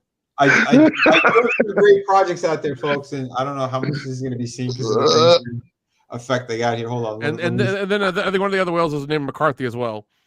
I believe it. Holy hell, man. That's crazy. That movie's too toxic for me, so I'm not going to go see it in theaters. We got some awesome books here. So if you guys are looking for them, we have City of Venus with the 2 art books. This thing doesn't keep doing what it's doing here. Again, I'm still working on this OBS shit. But we got that campaign. We have, again, the pirate book I mentioned earlier, Shut Up the Kraken. These are physical copies. This is 52 pages, amazing, glorious artwork. You can get all this stuff right now. They ship immediately. More proof that, it's not just, these creators who go, yeah, we're going to bitch and whine and have drama streams for 4 years, and you're not going to get a book for 5 to 6 years. No, right here, we got hardcover. Damn it, this thing keeps, because it's blue. Yep. I don't know what it's doing. Anyway, we got a hardcover book here. I think. Holy shit. We can't even see Vinny anymore. Look, he's But disappeared. anyway, you guys have seen the campaigns. I can show you the campaigns as well. But again, I don't know how people do the shit that they do. I need Chris. Chris, where are you? Technical support. But here are the campaigns. The links are in the description. Jump on all these if you want to. And again, there's real quality here. Everyone who's gotten these books, they absolutely love the stories through and through. The one I was trying to show you, the hardcover, that's a contained story, Through the Woods. And again, Frankie Knows is the co-creator, co-writer of that. He's been in the chat all night as well. I'm the sole creator. Wait, hold on. Those women's breasts are way too big. You need to make them smaller, man. We can't have this shit. We can't have this shit. Every time I hear that, I go up a size. So, but no. It's again, and I tried to really ground this story in more reality-based stuff, some historical aspects, but there is supernatural stuff. It is still a comic book, so you're going to see crazy big events happen in these pages, especially in the upcoming issues. The first one I wanted to make sure you guys got a proper telling of the story and kind of more of how I'm kind of working this one. And then by the end, again, huge, big cliffhangers, awesome moments. We have some again, nefarious, crazy good villains that we got in this story. We have a treasure map that's carved into an actual skull. It's also coded. There's extra mysterious things we're going to be putting in there. The sequel, I'm going to do something really nuts with that too. I'm going to play around with some more historical things, but really turn things on its head. But yeah, it is one of those stories where it's action packed. It take you on a good adventure. We have ship battles, we have hot women, shark attacks, violence, all the great stuff that you need in a pirate story. None of that pussyfooting around that a lot of these other places, movies, and shows, all that crap do. I want to give you something really good and something that's more grounded. It's not space pirates, it's not weird shit like that. Although if you have a story like that, good for you, God bless. But I wanted to do something that is more traditional in its roots, and then have more of that fun with it. With, again, like I said, other aspects that you guys will see. So if you do want that, that's available. And like I said, City of Venus. I am working on the sequel now. I got my computer's working properly. Well, the new one I got. Made sure all the programs are in there and everything. And so the sequel is in the works. I have a couple pages are done on this already as well. Fully drawn and painted. I'm having a blast with this one. And this story is going to go into some really awesome areas and twisted things you're going to see in here. And it's going to be great. Because this is kind of that book. It's my mishmash of everything I kind of like. I enjoy in storytelling and artwork and everything. So yeah, you're going to get a damn fun ride. And it's going to be bigger too. You guys wanted more, you're going to get more. This one is a standard 32-page book, front cover to back cover. But the next one's going to be 52 pages. And you're going to get more story on our main character, Jess. And it's going to be interesting because I'm going to hit some really cool things near big surprises too. This is a post-apocalyptic world. It's not this thing where you're going to see the underground group is going to save the day. No, it's bleak. There's not many people that are around. It is a fucked up and dark story, but there is some extra cool elements. My stories do connect, by the way. That's why I kind of genre jump. Because I have a bigger overall picture. So everything I've shown you guys and talked about, there are going to be aspects where you're going to see the connections. Some of them aren't going to be as direct as you think. Others are going to be. Right now, I have 2 different titles that are connected, but more on that way later on. But again, I wanted to kind of tell stories, at least starting out of the gate, where you don't have to get everything to enjoy them. Like the pirate story. If you just want a pirate story, I can guarantee you're going to just love that for what it is. Don't have to worry about anything else. This book is going to have some other connections to other things. Through the Woods, so some of those characters, they're not completely done either. For those who have read the story, there are going to be more things happening. So yeah, again, I'm building a world for sure, and it's something that I learned from Stan Lee. He was one of my idols. Some other great creators as well. But yeah, I get a lot of different influences, and I really want to showcase some of the different things that I could do and what I love to do as well. So.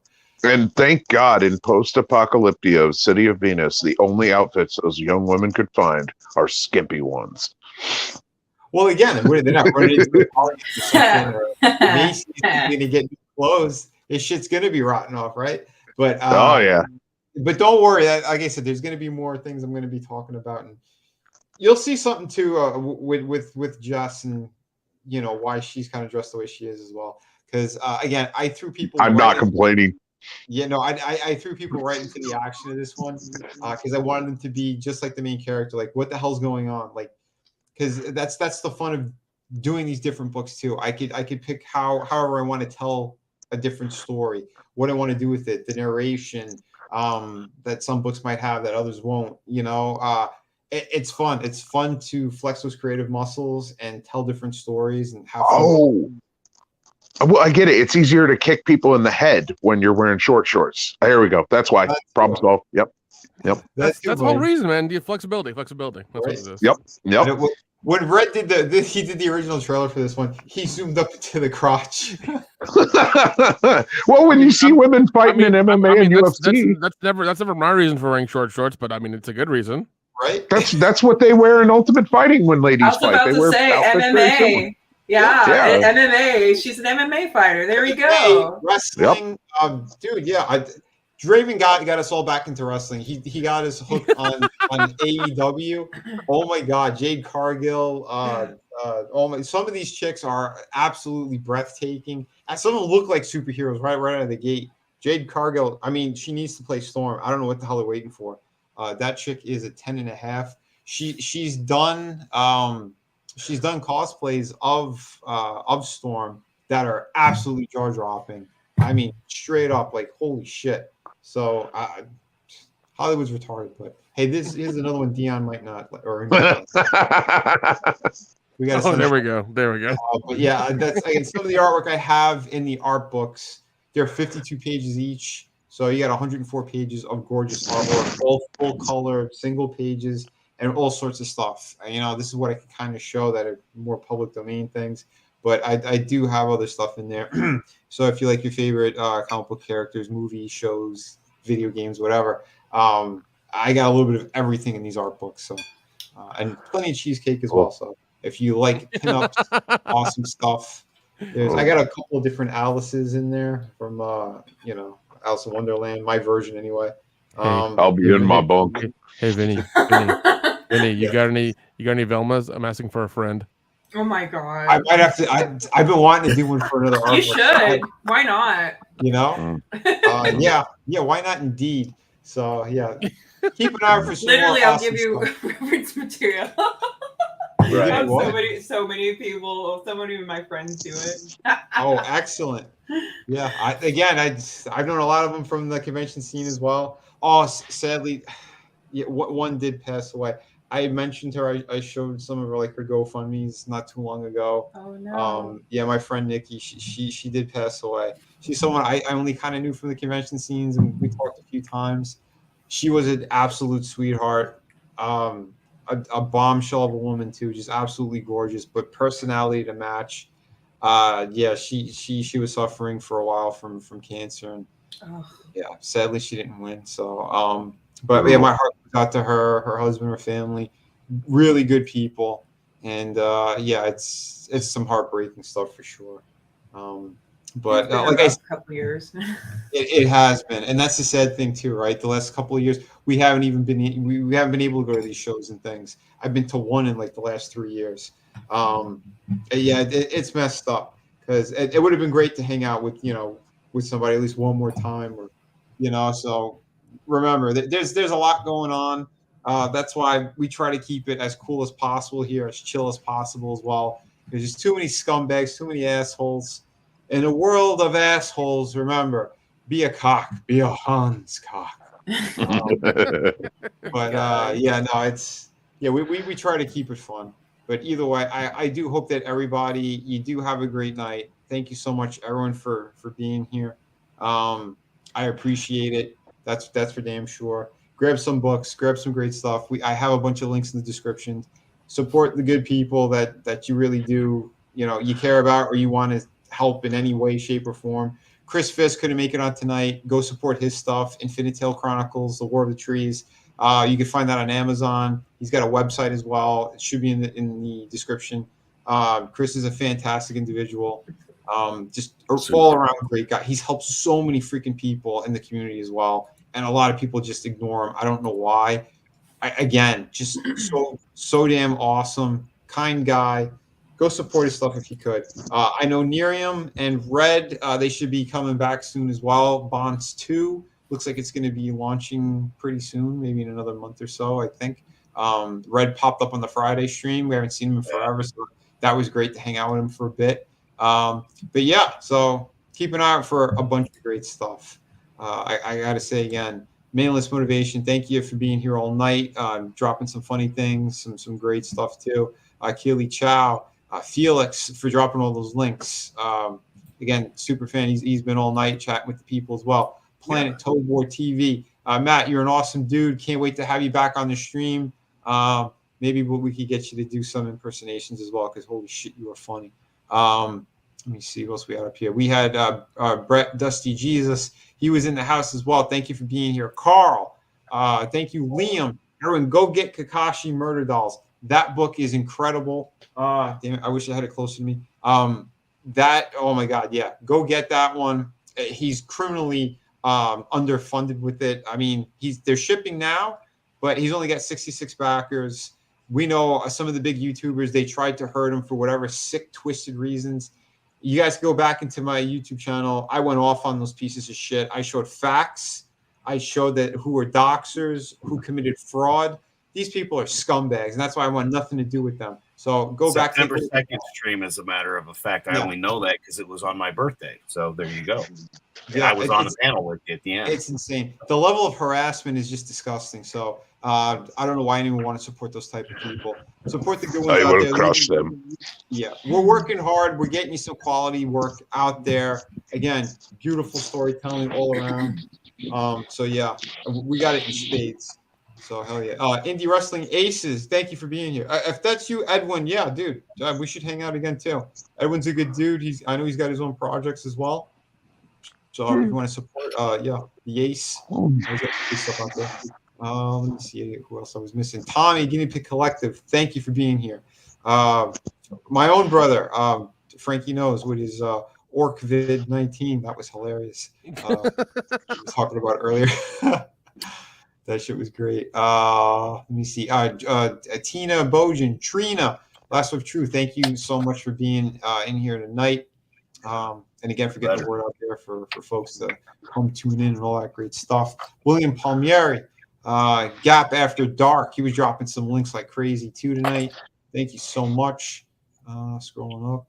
Again, if I missed anybody, my apologies. Soul Assassin, yes, another awesome supporter of the channel. I think Papa Cotton might have been in here as well tonight. Could be wrong.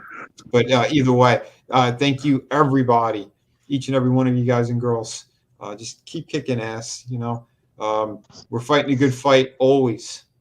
Mono Tony, oh my God, dude. Yeah, dude, brother, can't wait to hang out with you again. I think Tuesday, we're going to be trying something different too over on his channel. Well, I think he's going to be going through Twitter. He wants to try Spaces.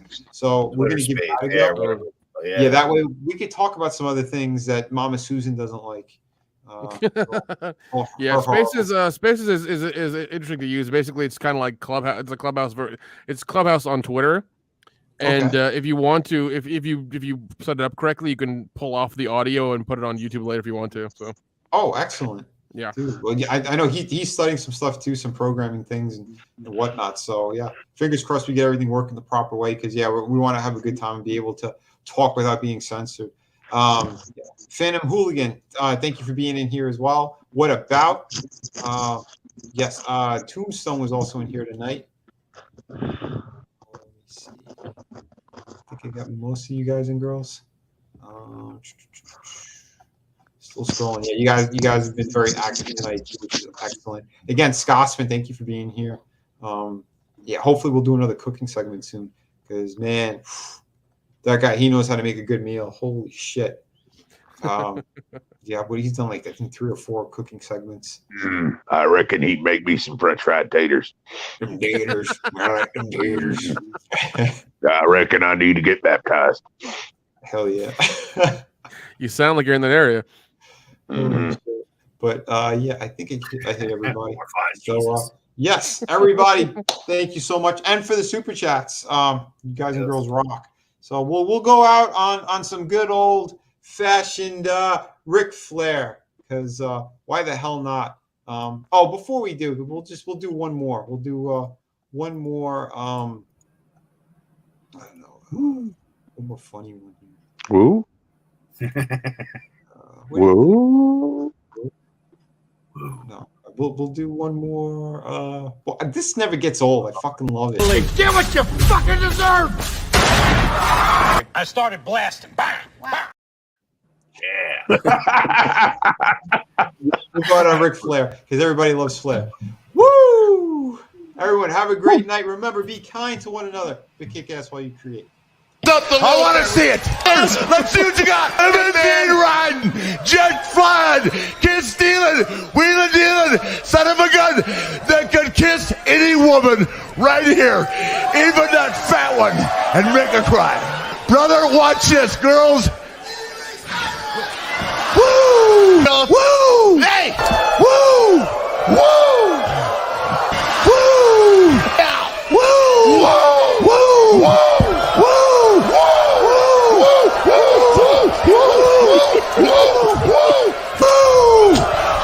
Woo!